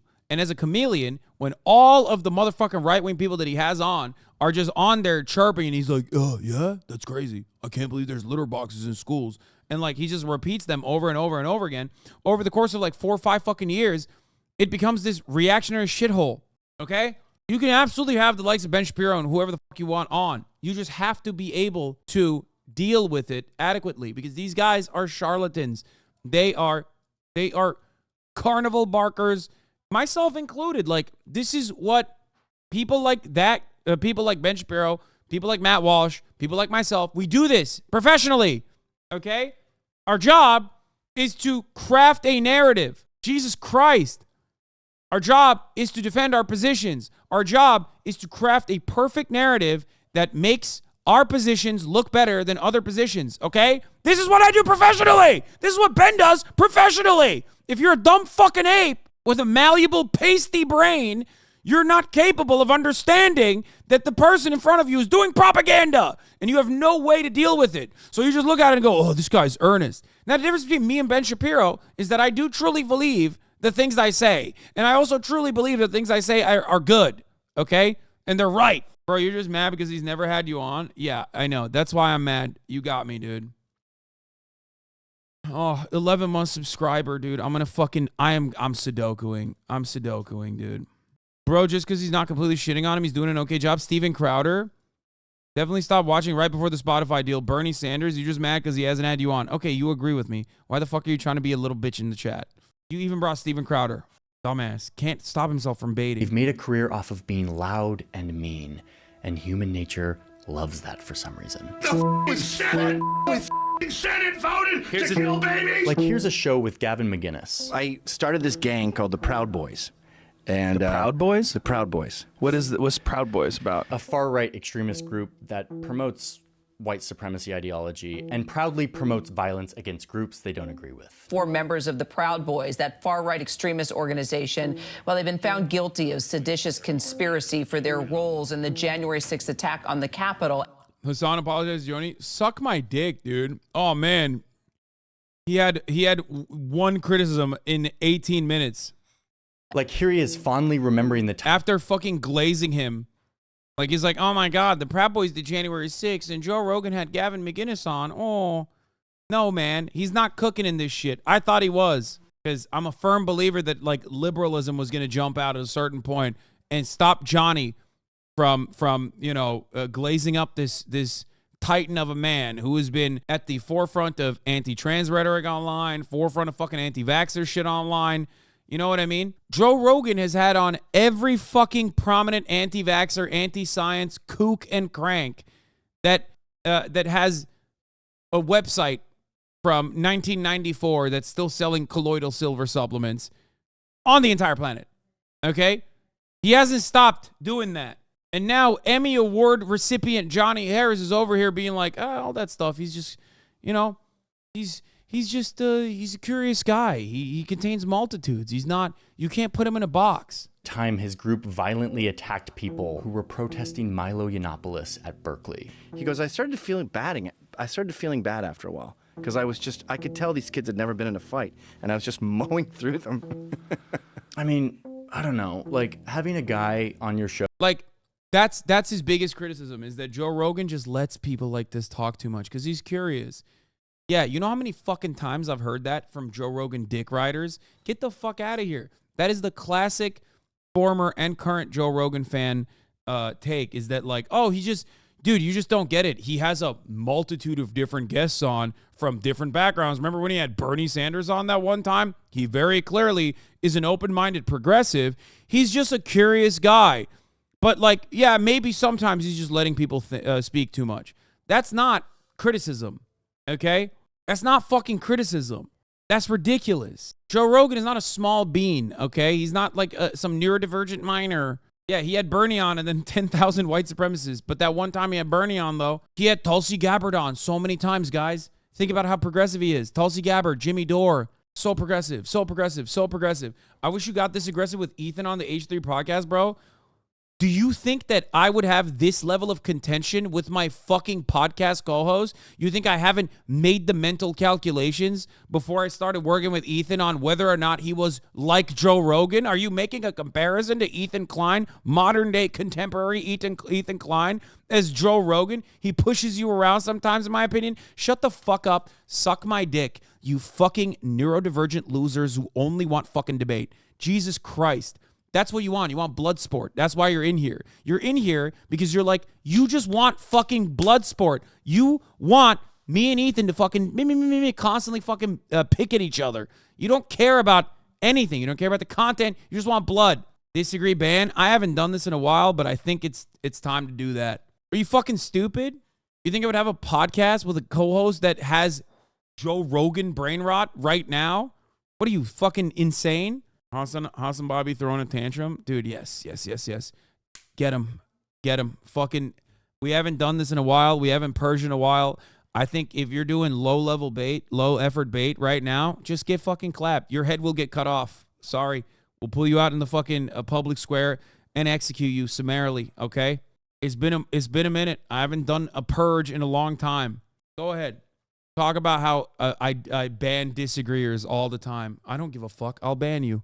Just remember that you are a gigantic fucking loser if you think being banned in this chat for annoying me and being a nuisance is actually indicative of like your free speech being taken away from you. You can take that to the bank. You can take that to the subreddits. You can fucking cry about it and be like, Hasan, he hates criticism. He hates it. He's so thin-skinned. You can cry about it all you want. It'll make you feel better if you want. Ultimately, you are a weak, insecure baby. If that is your, like, if that's what you think you were put on this earth for. You know what I mean? And there are plenty of others like you. So you'll find plenty of other fucking weirdos, complainers, crying alongside you. A lot of them are fucking losers, okay? Don't be a loser. The only thing that it isn't indicative is your own securities law. Yeah. You're right. A deeply and undesirably insecure man gets fucking professionally shitted on by thousands of people on a daily basis. Brother, when I pull a chatter up here and a couple chatters at you, you literally lose your shit. You wet your diapers, okay? The fuck do you mean? This is what I do for a living. There is not a single person that you know, your favorite content creator doesn't withstand this much criticism on a daily basis.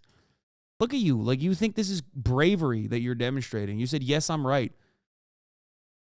You're anonymous online. You're talking shit in a Twitch chat. I'm sorry.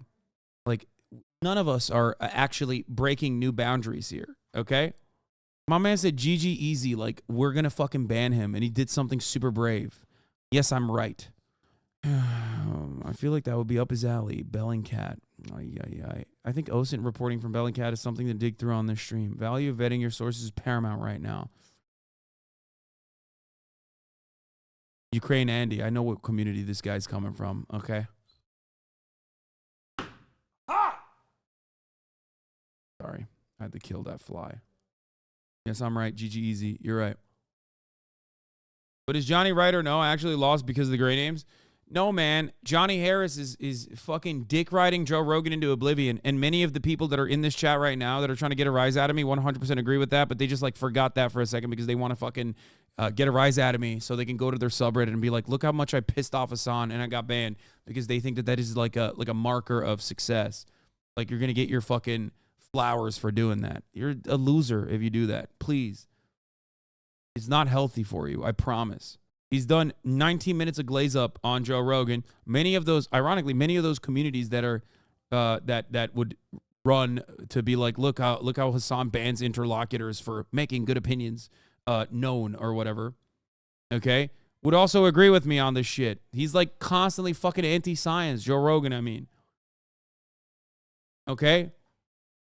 Joe, who espouses the view that lenient immigration and abortion among white women is leading to white genocide in the West, doesn't feel like fruitful, robust dialogue that will open all of our minds and push the boundaries of our discourse. It feels like outraging people with old tribal ideas to get attention. And this is my critique, is like, it feels like sometimes Joe will have these people on because they say and do reprehensible things, not in spite of it. I'm taking the low road. I'm punching them in the face. So that's what you're doing with this outfit?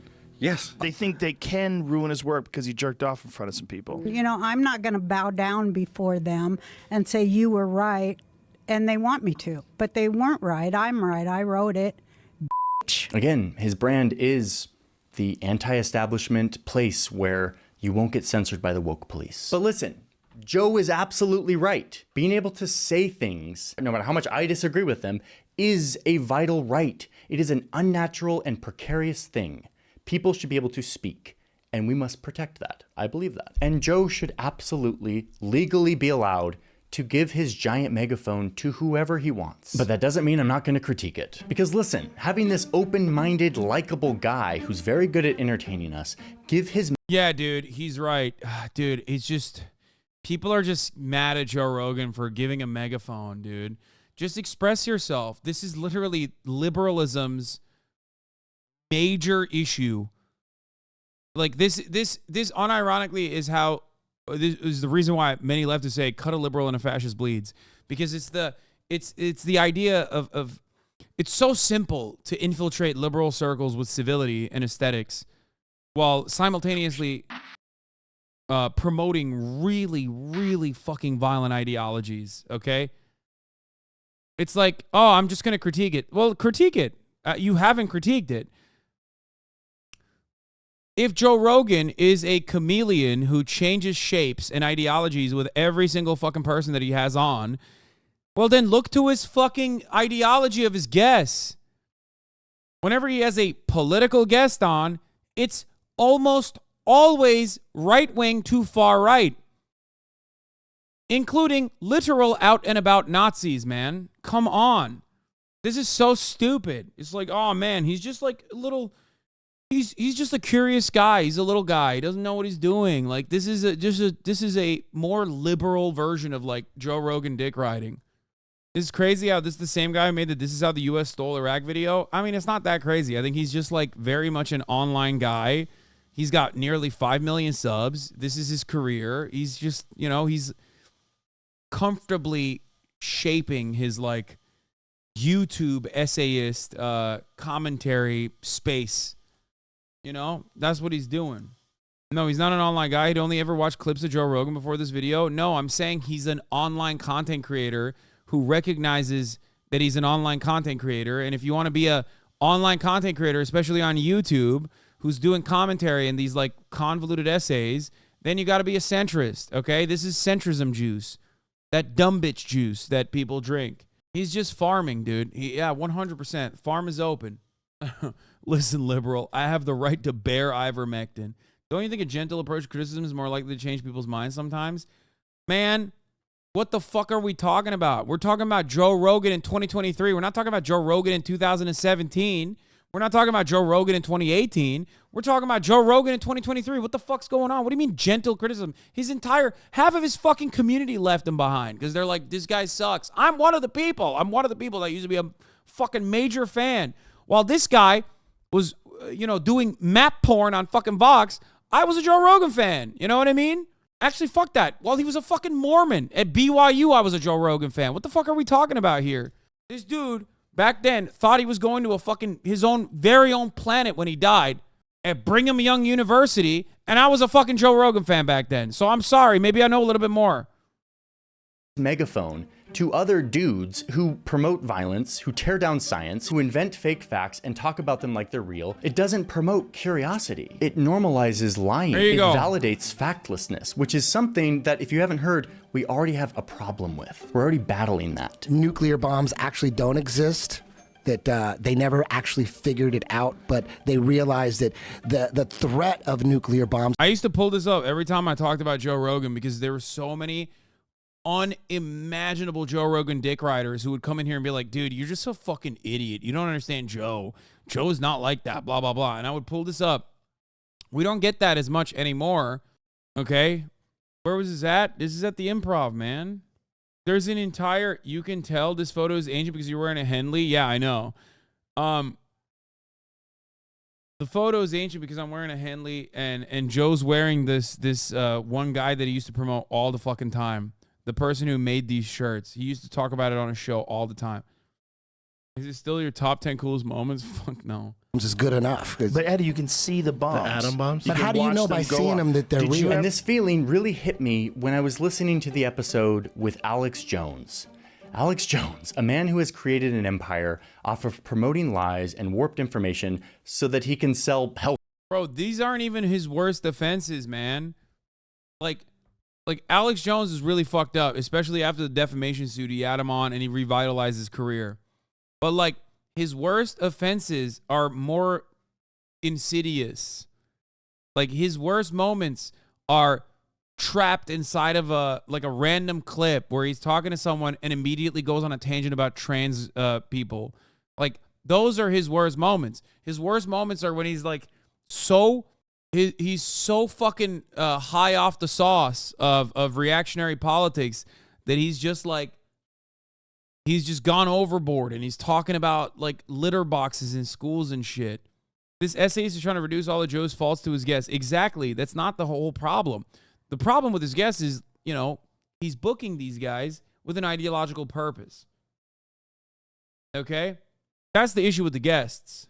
But the biggest issue is stuff that Joe Rogan defends vociferously.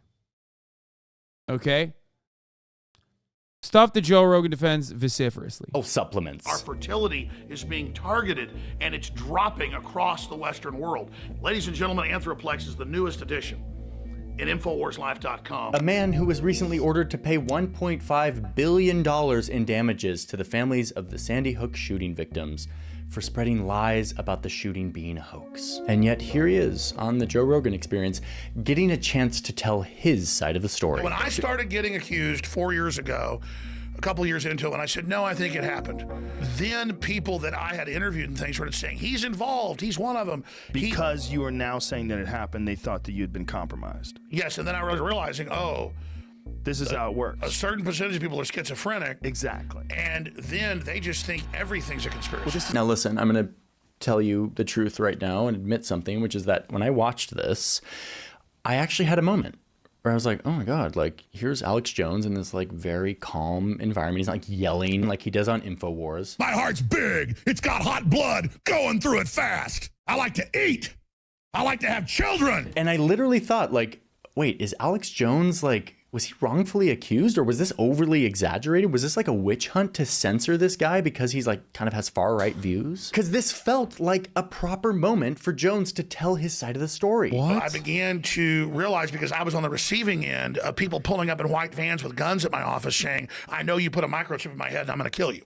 So I came out and I said, listen, I never sent anybody to the houses, but Dude, no fucking way. Dude.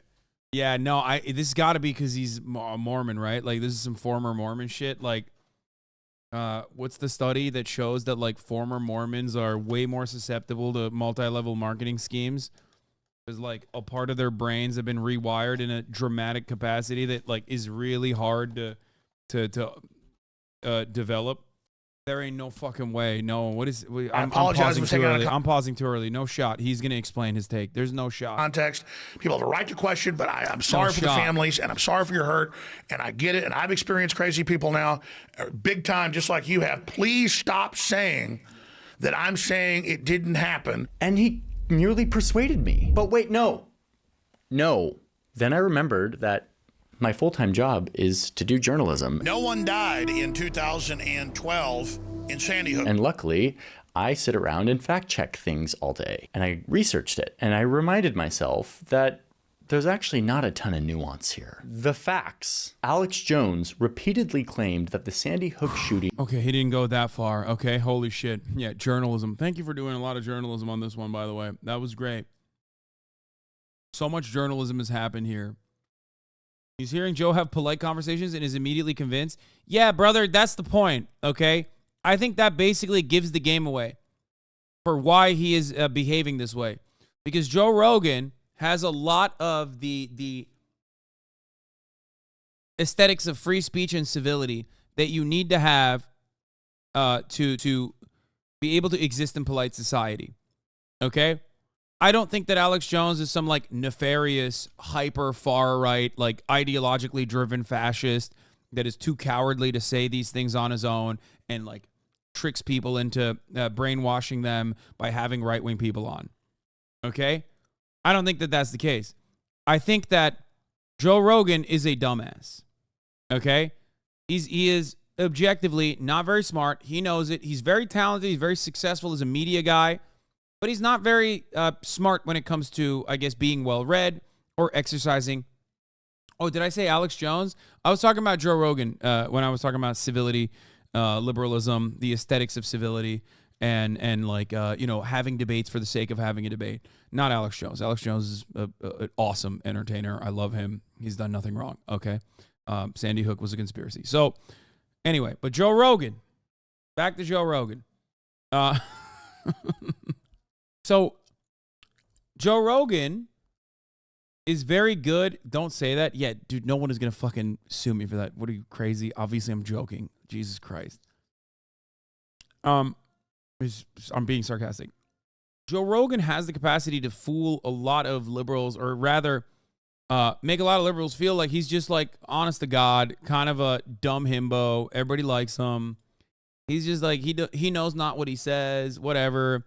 And like maybe sometimes he, goes a little overboard with some of his guests, like every now and then. But he has a multitude of different ideologies that is well represented on his show, blah, blah, blah. And it's like, that's not the case. Like, he definitely does have an ideological perspective. His show is ideologically driven.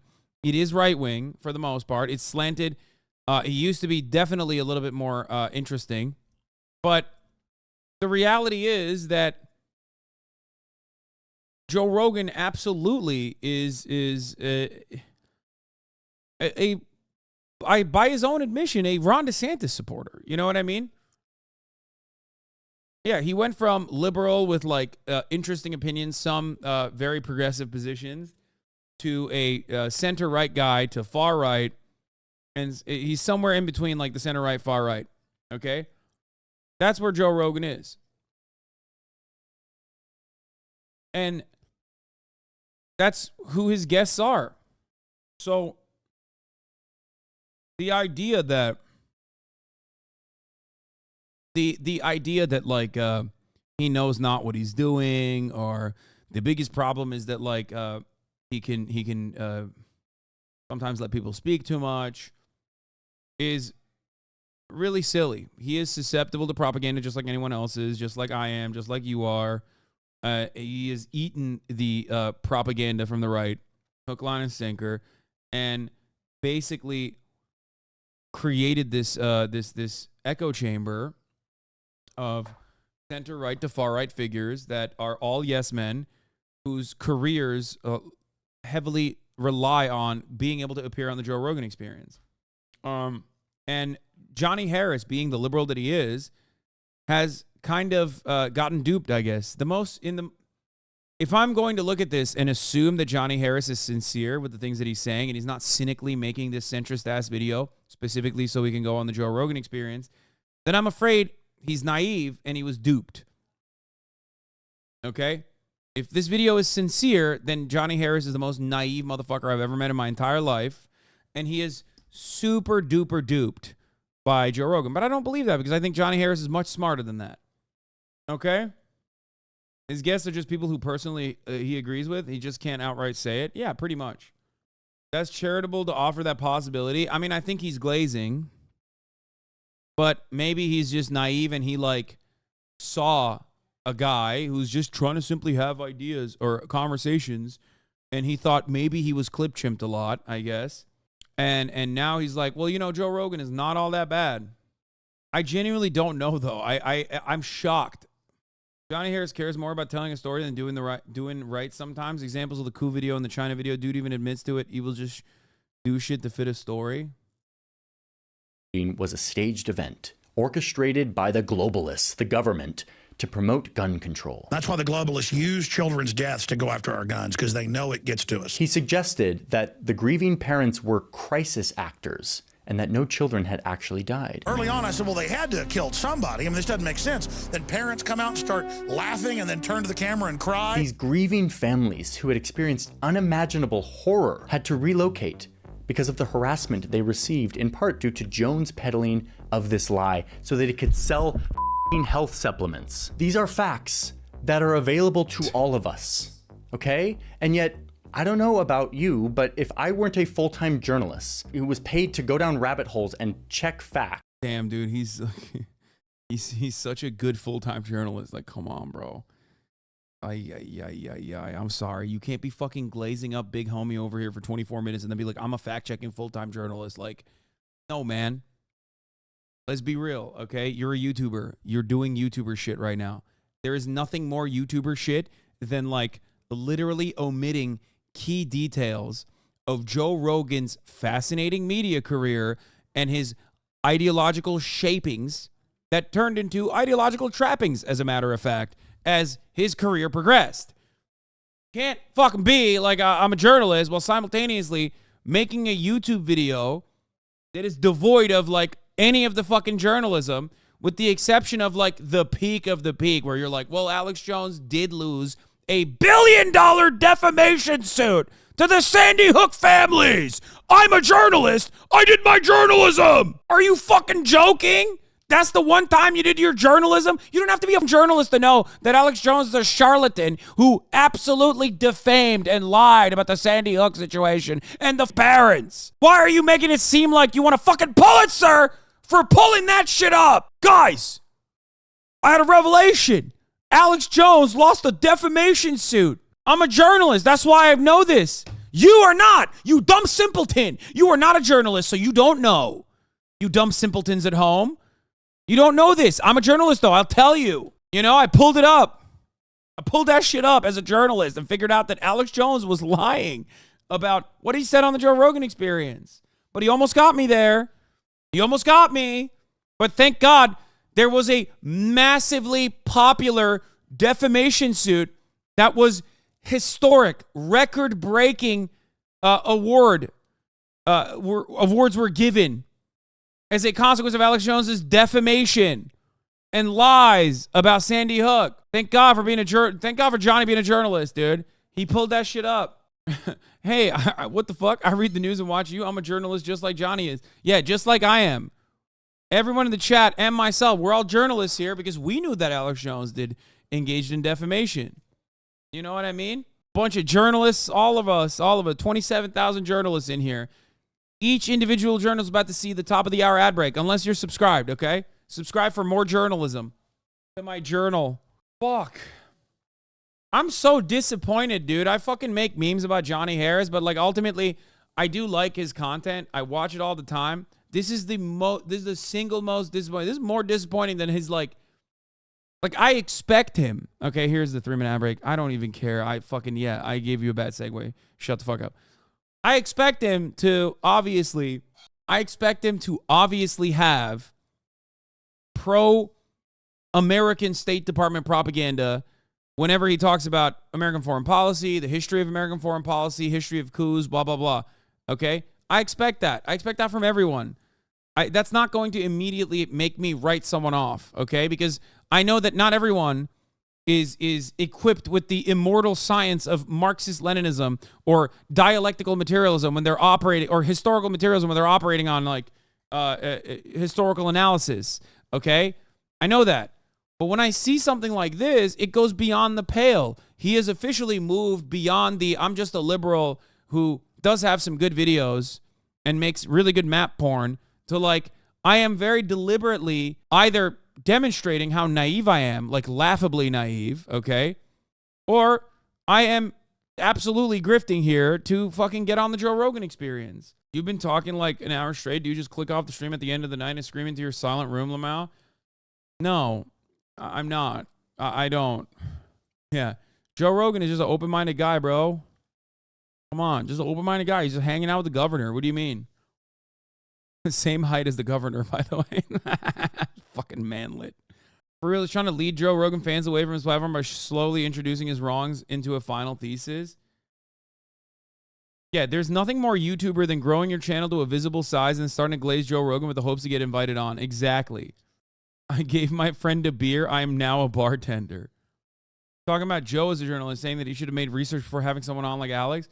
My friend, are you crazy? Joe Rogan has known Alex Jones for longer than he's known most people, okay? He's been a fan of Alex Jones, just like I have been a fan of Alex Jones. Joe Rogan has known about Alex Jones since the fucking public access days, where Alex Jones was a relatively well-known but still hyper-niche conspiracy theorist that was also prominently featured on A Scanner Darkly, for example, like numerous movies. Because Alex Jones, for all of his faults, is a brilliant entertainer. Alex Jones is a charlatan. Alex Jones is a dangerous man. But he is 100% an incredible entertainer, okay? He is. I've said this many times over. Yeah, he was in a lot of Richard Linklater movies. I can see Alex Jones for the entertainment factor, okay? As a matter of fact, I was in a lot. Alex Jones was heavily featured on my stream in the early days. He was literally a alert back when I had alerts pop up. You would hear Alex Jones's voice throughout the entire fucking broadcast. Okay? He is a very entertaining guy. He's crazy. Okay? Problem is, we as a society are not ready to be entertained by him. We unfortunately are too fucking brain broken and believe the psychotic shit that he's saying. Now, having said that, you don't need to be a fucking journalist to know that Alex Jones absolutely engaged in dangerous conspiracy theories. Oh my God, I'm losing my mind. I'm not sure I would have gone and done this. I'm not sure I would have gone and reviewed all of the facts and wrestled with them in my mind, especially not after listening to 2.5 hours of Alex Jones talking. I think the idea of trusting your viewer to go fact check everything you say is irresponsible and naive. I spend every day of my life making sure that the things I tell you are factually accurate. If I get something wrong, it's a cardinal sin. In a world of algorithms and misinformation and Russian bots, it becomes nearly impossible to fact check everything you see, which is why we rely on trusted voices to help us navigate the information out there, to help us navigate what is real and what is not. So instead, Alex Jones, a man who makes money off lies, gets to tell his side of the story. And what does he do with his time? Surprise, he lies. The amount of Sandy Hook coverage against me has been so insane and so huge because it's supposed to be the first domino that once I'm taken down, then all the dominoes fall. He tells a story about how this was all one big conspiracy to take. Yeah, where's the fucking Mr. Journalism fact check on like the metric ton of like psychotic conspiracy ramblings revolving around COVID from Joe Rogan? Okay, what's going on there? Journalist guy, please do some journalism on the fucking ivermectin shit. Where is that? Where's the metric ton of journalism from, I don't know, where is the modicum of journalism for all of the times that Joe Rogan has talked about like fucking trans people and anti-trans screeds? Please explain to me where the journalism is. Journalism, man, what is happening? All of the people that are openly white supremacists that Joe Rogan has offered a platform to. Like, the only issue you have with Joe Rogan is that he like let Alex Jones on, but you were a little baby and you didn't do the fact check. But, you know, Johnny Harris is here because he's the fucking big-brained journalist. He's the big-brained, alpha-brain journalist. That's why he did the fact-checking. You don't need to be a fucking journalist to know Alex Jones is a charlatan. Is it me or is Hasan just unnecessarily hating here? This is absolutely the worst fucking video I've ever seen from Johnny Harris. It is a issue that I know very well. It is an issue that I have talked about for years and years and years and years. I have been a fan of Joe Rogan. I've been a critic of Joe Rogan. The fact that like he would put this video out there without mentioning any of those things comes across like a lie by omission. You know what I mean? I do not want Johnny Harris to have the same fucking feelings that I do about Joe Rogan. I do not expect that. But I, at least, would expect him to do his fucking due diligence because I do think Johnny Harris was a journalist at a certain point. Johnny Harris is at least a relatively smart person. It's just like shocking to me that he would write this, and it makes me feel like he only wrote this either A, because he is the most naive person and he just like watched too much Joe Rogan until he gaslit himself into believing that Joe Rogan is this like honest actor who is just, who contains multitudes, or because he's just grifting his way into more YouTube mainstream prominence, and you can't do that without clearing the Joe Rogan hurdle. You gotta pay the big dogs their respect, and Joe Rogan is still a big dog in the field. Okay, he wants to go on the show maybe. He even mentioned Milo Yiannopoulos by name, but didn't say he was a guest on JRE. Yeah, like what the fuck is going on? Take him down. Now, of course, there is more nuance to this conversation as usual. Rogan does push back a few times. I don't think Steven Crowder talked about you on his channel. I edited and put it on YouTube for you. This is a poop sock. I'm not watching this. This is literally a fucking poop sock from 2021. Okay? You just changed this poop sock. You just changed the title of the poop sock to Steven Crowder response to Hasan Piker. It's from 14th of April, 2021. Okay? I'm going to preemptively give you a 1 hour ban. Take 1 hour off. I think the majority of them are angry because the narrative has been that you're sending people to these Sandy Hook families' homes. But I guess I'm wondering why. Why is this the person that you want on your show, Joe? You're a curious, open-minded guy, and you've decided that this guy's voice is who deserves your megaphone to 11 million people. And this doesn't even get to the other hours that Jones has on Rogan's show, where he outlines his theories on genetics and race. Native Americans you can mind control really fast. Why is that? Well, it's like Vietnam. So Asians are about the most fearless killers there are. You're like, yeah, Native Americans, they're the best out there. They can do Native Americans are the easiest to do mind reading to because, they're like one unit. And the Asians, it's just like so Yeah, bro. Listen, brother, Joe's going to watch this video and go, Alex Jones, I've known him for 20 years. Fuck you. Who are you? You seem like a liberal and gay, probably. I'm not having you on the show. Sorry, Johnny. Crazy. Oh, and this clip has less nuance. Like, if you listen to the whole thing, you're actually just watching Alex Jones talking You're like, what the fuck is this gay libtard saying about me? Alex Jones, I've known him for 20 years. He's a good man. Fuck you. Nonstop about totally bullshit theories on race and genetics. And Joe is just sitting there nodding his head. Native Americans are gung-ho and they're tough and they're ready to fight. And I'm part Native American, only like 6% Comanche, and Texas. And just that little bit makes me wild. No, they're not breaking any laws. This is their right. But what the f***? This isn't exploring both sides. You could literally cut this entire conversation about Joe Rogan. Not just Alex Jones, but about the things that Joe Rogan truly firmly believes and will advocate for. What the fuck? You could cut this video about every single right-wing guest that Joe Rogan has had on. It shouldn't take for the most famous conspiracy theorist, who is literally a defamation trial loser, for you to go, wow, I can't believe Joe Rogan is like not doing both sides here. It's really fucked up, kind of damaging. Also, you can't unpack criticisms that you have for Joe Rogan by hiding them under criticisms of Alex Jones. That's what he's doing, by the way. That's what this cowardly man is doing. You can say all of this about Joe Rogan. He doesn't want to say it about Joe Rogan. He doesn't want to say about Matt Walsh either, which is another person that Joe Rogan had on. Okay? Yeah, he ain't trying to go on Alex Jones' show, so he's like, Joe Rogan is great. I love him. He's curious. He's intellectually honest. He just wants to have a good conversation. But this Alex Jones guy, guys, I'm a journalist. I found out that Alex Jones lost a defamation suit because of his harassment campaign against the families of Sandy Hook victims. Did you guys know that? Thank God that I'm a big journalist who uncovered this deep truth that Joe Rogan somehow did not have access to. Joe Rogan, quite irresponsible, sir. Please think clearly next time you make such a decision. I mean, wow. This isn't nuanced conversation. This is pretend information framed as rigorous discussion, echoing ideas and thought processes that have been used for centuries to divide and demean people. This isn't balanced conversation. It's faulty logic and factlessness disguised as discourse. I have no respect for it. And listen, Joe Rogan wouldn't disagree with me fully on this. He knows that putting people on his show helps them, helps their ideas. When you were paused at 11, I thought you were being a little unfair. Now I'm pissed too.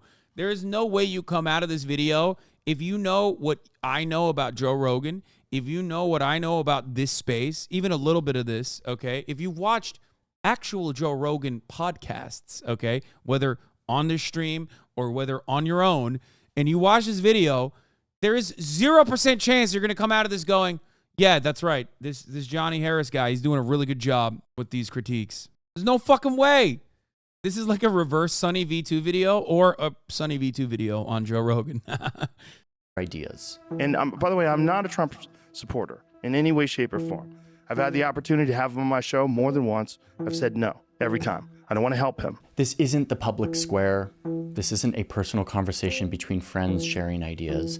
This is a powerful man who commands the attention of millions of people. He has decisions on who he gives his megaphone to and who he does not, and what facts he decides to challenge and which he does not. Okay, wait, but I'm not done. There's nuance to my critique, which is that sometimes letting people with ideas that I find reprehensible talk is actually really good. Most of Joe Rogan's guests are not Alex Jones. They're honestly... Wait, these are the reprehensible people that he had on? Edward fucking Snowden? Is actually really good. Most of Joe Rogan's guests are not Alex Jones. They're honestly interesting, stimulating conversations with a lot of really interesting people. I'm kidding. And even the ones I disagree with, there is so much value in letting them talk. Like, I listened to this 2-hour conversation with Candace Owens, a political pundit who I deeply disagree with. I mean, she's called Trump the savior of Western civilization. She's called Black Lives Matter a bunch of whiny toddlers pretending to be oppressed for attention. I deeply disagree with this. These are, again, like purely aesthetic disagreements. Candace Owens is a white supremacist. Candace Owens cut a fucking documentary. You're a journalist, Johnny. Your disagreements on Candace Owens shouldn't just be because she said BLM is a bunch of toddlers. She literally cut a documentary creating conspiracy theories surrounding George Floyd's execution, okay? She lied, made a documentary on the motherfucking Daily Wire dime, highlighting just so many conspiracy theories about George Floyd. She said Hitler wanted to make Germany great. She said that, okay? What is going on? This woman. After listening to the show with Candace Owens, I still deeply disagree with Candace Owens. In fact, I found more reasons to reject her approach to politics and facts. Yeah, I really needed to hear Candace Owens on the Joe Rogan Experience for like an unfiltered 2-hour conversation for me to be like, you know, I'm glad I came out of that disagreeing with her even further. What are you saying? Candace Owens and Alex Jones are no different than one another. The only difference is Candace Owens hasn't lost a $1 billion defamation suit. Is that all you need, Mr. Journalist Man? What are you saying? What is happening? No, what is actually happening? Like, so it's fine when Joe Rogan has Alex... It's not fine when Joe Rogan has Alex Jones on. But like Candace Owens, you know, this just simple disagreement I have with her.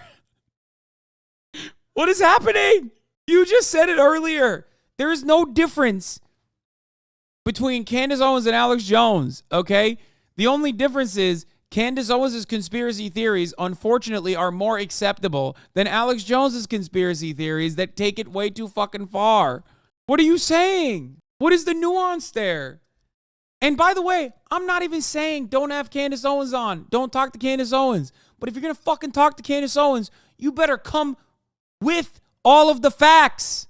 Just like you said about the Alex Jones thing, okay? So let's say we all agree that global warming is real. I don't believe it's real, okay? So I can't sit here. But here's the question. But why have a belief? What do you mean? Why have a belief as to whether or not global warming is real or not real? Because I just find that when things... You don't understand the science. You are correct. But crucially, suddenly what I couldn't do was hate her like was so easy before. It's really hard to hate someone when you listen to them speak. I received some voicemail messages from about 4 kids, and the language was pretty strong. Nah, I'm done. Liberalism is over. Honestly, fucking JD Pond, permanent first world genocide. I think that China is overtaking, and fuck it, I'm gonna die in the process, but it's okay. You know what I mean? I'm tapped out. This is peak liberalism, okay? It's over. It's done. There is no value to the fucking discourse. There is no value to the ideas that are represented. There's no critical thinking. It's just, is the interlocutor maintaining a fucking semblance of civility and humanity? These people will let you do anything. They will be on board with anything. I've never, oh my God, I'm losing it. It's quite literally, let me tell you something. This is straight up the thing that a lot of people say about Donald Trump. If Donald Trump was like more palatable, okay, more aesthetically pleasing, he would be the most popular president of all time, okay? Like if Donald Trump was able to do Donald Trump shit, but wasn't like a charlatan who just kept saying Mexicans are rapists, everyone would be like, what's the problem? I don't get it. He's defending the country's borders from foreign invasions. Hello? It's done. It's done. It's so done. It's so over. We are so fucking doomed, dude. This is what liberalism has brought us, okay? It's literally like, it's fine. As long as you're doing it, you can do fascism as long as you're doing it with a fucking smile, and I will see your humanity, and I will say to myself, look at how open-minded I am, that I'm allowing you to say things I disagree with. Not Alex Jones, though. Not Alex Jones, because he took it too far. He lost a defamation suit. I'm a journalist. I know that he lost a defamation suit against the Sandy Hook parents. I only know that because I'm a journalist. I'm not so much of a journalist that I like investigated the background of Candace Owens to figure out if she had done similar things to Alex Jones. Because like her conspiracy theories that they revolve around Black Lives Matter, they revolve around George Floyd. So, you know, that's like, it's fine. That's fine. It's okay. I'm a journalist. fuck? Strong. It was like, we're going to tar and feather your family. We're going to put a bullet in the back of your head like we did to Martin Luther King. Like, you know, N-word, N-word, N-word. Like, none of what she said there is real, for the record. I don't even believe that what they're saying there is real. What she's saying Conveniently have to see them as a real human with feelings and thoughts and ideas, and it becomes a lot harder to just put them into a bucket as someone I should hate. Which, of course, as we all know, is a huge thing that we've lost in our world of echo chambers, where we only hear from people that we agree with. And when we do hear from people we disagree with, it's often framed in an outrageous clickbaity article linked on Twitter entitled, "Watch this." You worked for Vox.com! That's where you got your licks in! You won an Emmy! You are still that person! Fuck! Oh, I can't. I haven't been this triggered watching a fucking YouTube video in so long. Oh my God. I want to go back to a time when I never watched this video. I am permanently damaged from this video. I am scarred from this video. Oh my God. The senator that you agree with destroy the person you disagree with and reinforce your views that they are a monster and that you are justified in hating them. Dog, what the fuck are you saying? One, you contribute to this cycle all the fucking time. Two, Joe Rogan contributes to this. Hello? What are we doing here? Go on TikTok, search Joe Rogan and Adam Conover to see the thousands of TikToks that have been cultivated off of Joe Rogan destroys trans defender, freak, soft, petty liberal. What the fuck? This is making me lose my mind. This is such like shitty media commentary. Oh my God, everyone in the media just like wants to clip chimp you. Yeah, it's true, dumbass. I know. Everyone does it to me all the time. I know. But beyond that, stop being so intellectually lazy and look into some of the guests that Joe Rogan has had and do some journalism to figure out what the real damaging aspect of Joe Rogan having them on in an uninterrupted capacity to show their humanity is why that's bad, why that has a damage, why that does damage to the quote-unquote discourse. How are you going to make a final note that like this caused you to sympathize with Candace Owens beyond the clickbaity headlines and shit? Like, all you're doing is saying, I, Johnny Harris, okay, ex-Mormon, BYU guy, did an internship at NATO. I, Johnny Harris, in spite of all of my traditional, all of my education, all the critical thinking that I have, like, portrayed to you, that I've signaled to you that I'm a smart guy and a well-read liberal, was fucking duped by the Joe Rogan experience like I'm a fucking divorced 45-year-old cop who does BJJ because Joe Rogan talked about it. You literally cut a 35-minute video talking about how hard you got owned and duped like a rube, a mark, a sucker by a guy who calls himself a fucking ape. A dedicated COVID conspiracist who has had every conspiracy theorist on COVID on his fucking show. Every single one. Every single Jerry in 2021 had COVID misinformation and anti-trans discussions. Every single one. Yeah. What happened? Where's the team? Doesn't he have a team of people? This is how libs midwife fascism. They fight it only in a hypocritical and insincere way. They cannot see these monsters enemies without exaggerated form. Okay, but liberals are now into COVID conspiracy theories. Now look at Matt Iglesias and Nate Silver. I don't look at them because they're fucking gross, okay? Don't ever tell me to look at Matt Iglesias and Nate Silver. This is how I knew Candace Owens before I listened to her speak for 2 hours. But now I see her as a person, a human who holds views that I see as objectively bad for people and our society. But I can't dehumanize her. Somebody started doing this prank call and shit on you, and was this... It was all in one night. It was all in one night? Yeah, it was like 4 voicemails. Was this tied to like a boyfriend? No, or so a girl I was jealous? at a boyfriend's house when I got the calls, and I just like put it to silent because it was like blocked number. So I was like, I didn't think anything of it. And then like when I listened to it, like it was like some pretty horrific stuff. Like I definitely cried. You know, I was 17 years old. And this gets me to my last takeaway, and then we'll finish up this video, which is that Joe Rogan models curiosity and openness. And this is valuable. It is rare and unique to watch a tough guy fighter, TV host, dirty comedian with a microphone admit that he's wrong. Here's the thing. These are not like planned statements. Let's be real clear. I don't have an off-air and on-air voice. I don't. No. I have me. This is us. it. You typically don't see stuff like this. Do I get things wrong? Absolutely, I get things wrong, but I try to correct them. And when it comes to powerful... That video that he just posted is literally from when he got COVID, which was noticeably devoid from the entire video altogether. That is the famous Joe Rogan COVID video, the kitchen sink video, which was noticeably absent from Johnny Harris's criticism when he talked about how open-minded Joe Rogan is. I'm dying. 2020 and 2021 don't exist. Nobody wants to think about it, except Joe Rogan still holds on to the COVID conspiracy shit like a psychopath. Most people don't want to think about COVID. Joe Rogan still does. Still brings it up. This is actually the worst Johnny Harris video I've ever watched in my entire life.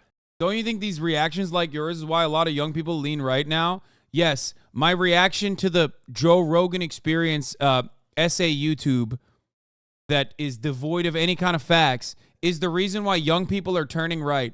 Because young people are fucking stupid, okay? They see another guy yell like this on camera and they go, well, I have no critical thinking skills, okay? Let me tell you something. I'm a young guy. No critical thinking skills whatsoever. I just respond to stimuli.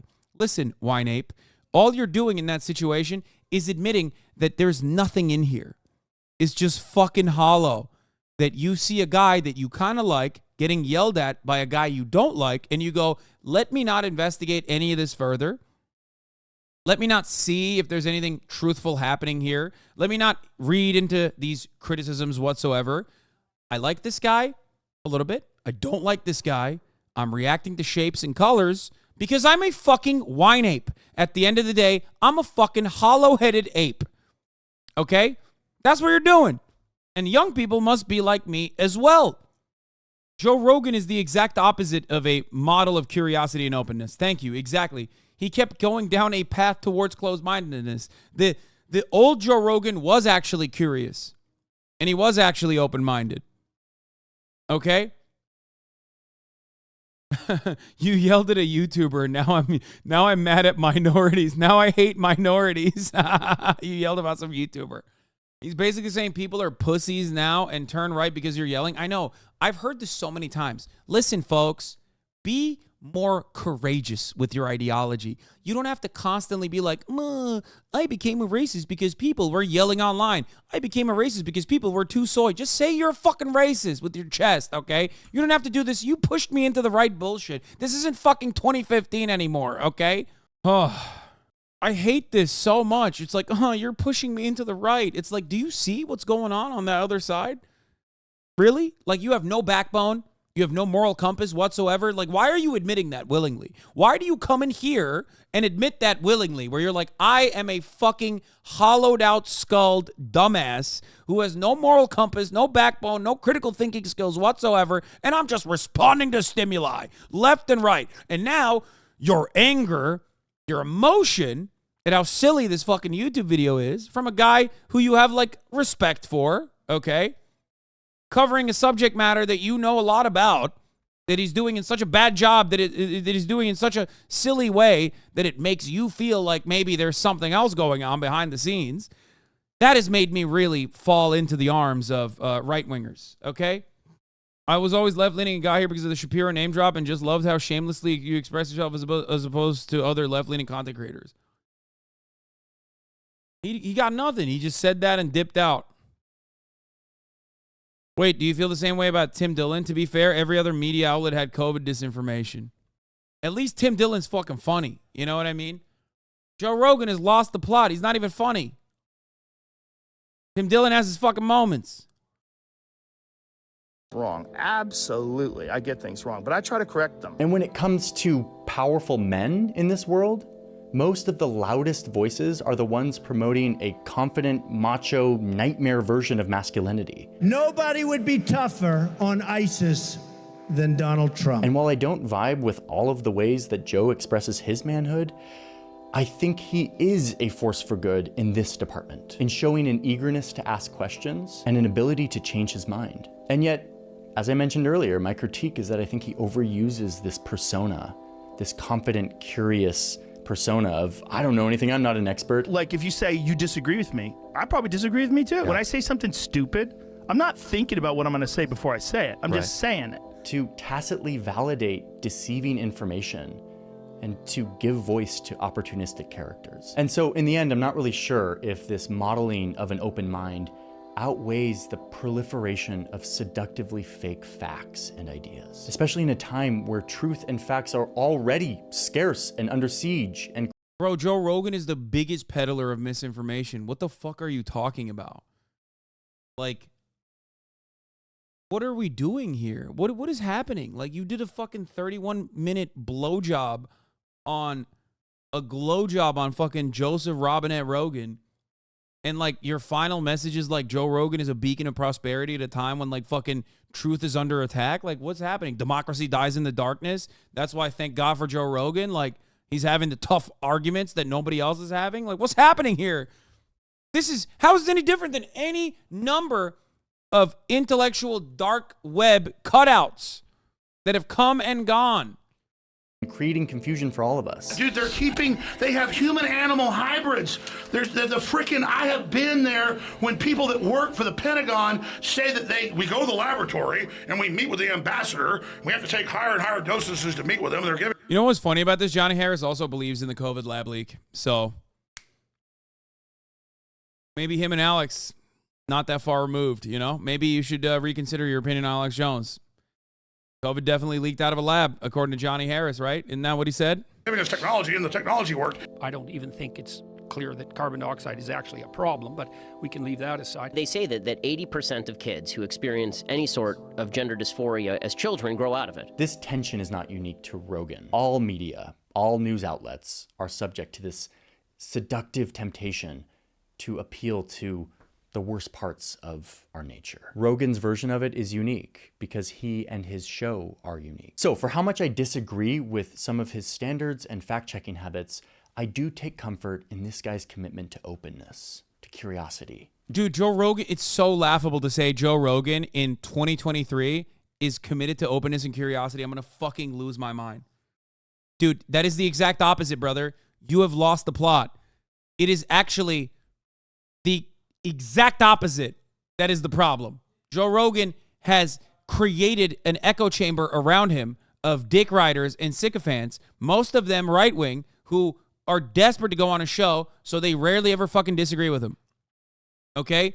That is not a commitment to openness. If he was committed to being open and hearing a diverse body of information, a diversity of opinion, he would have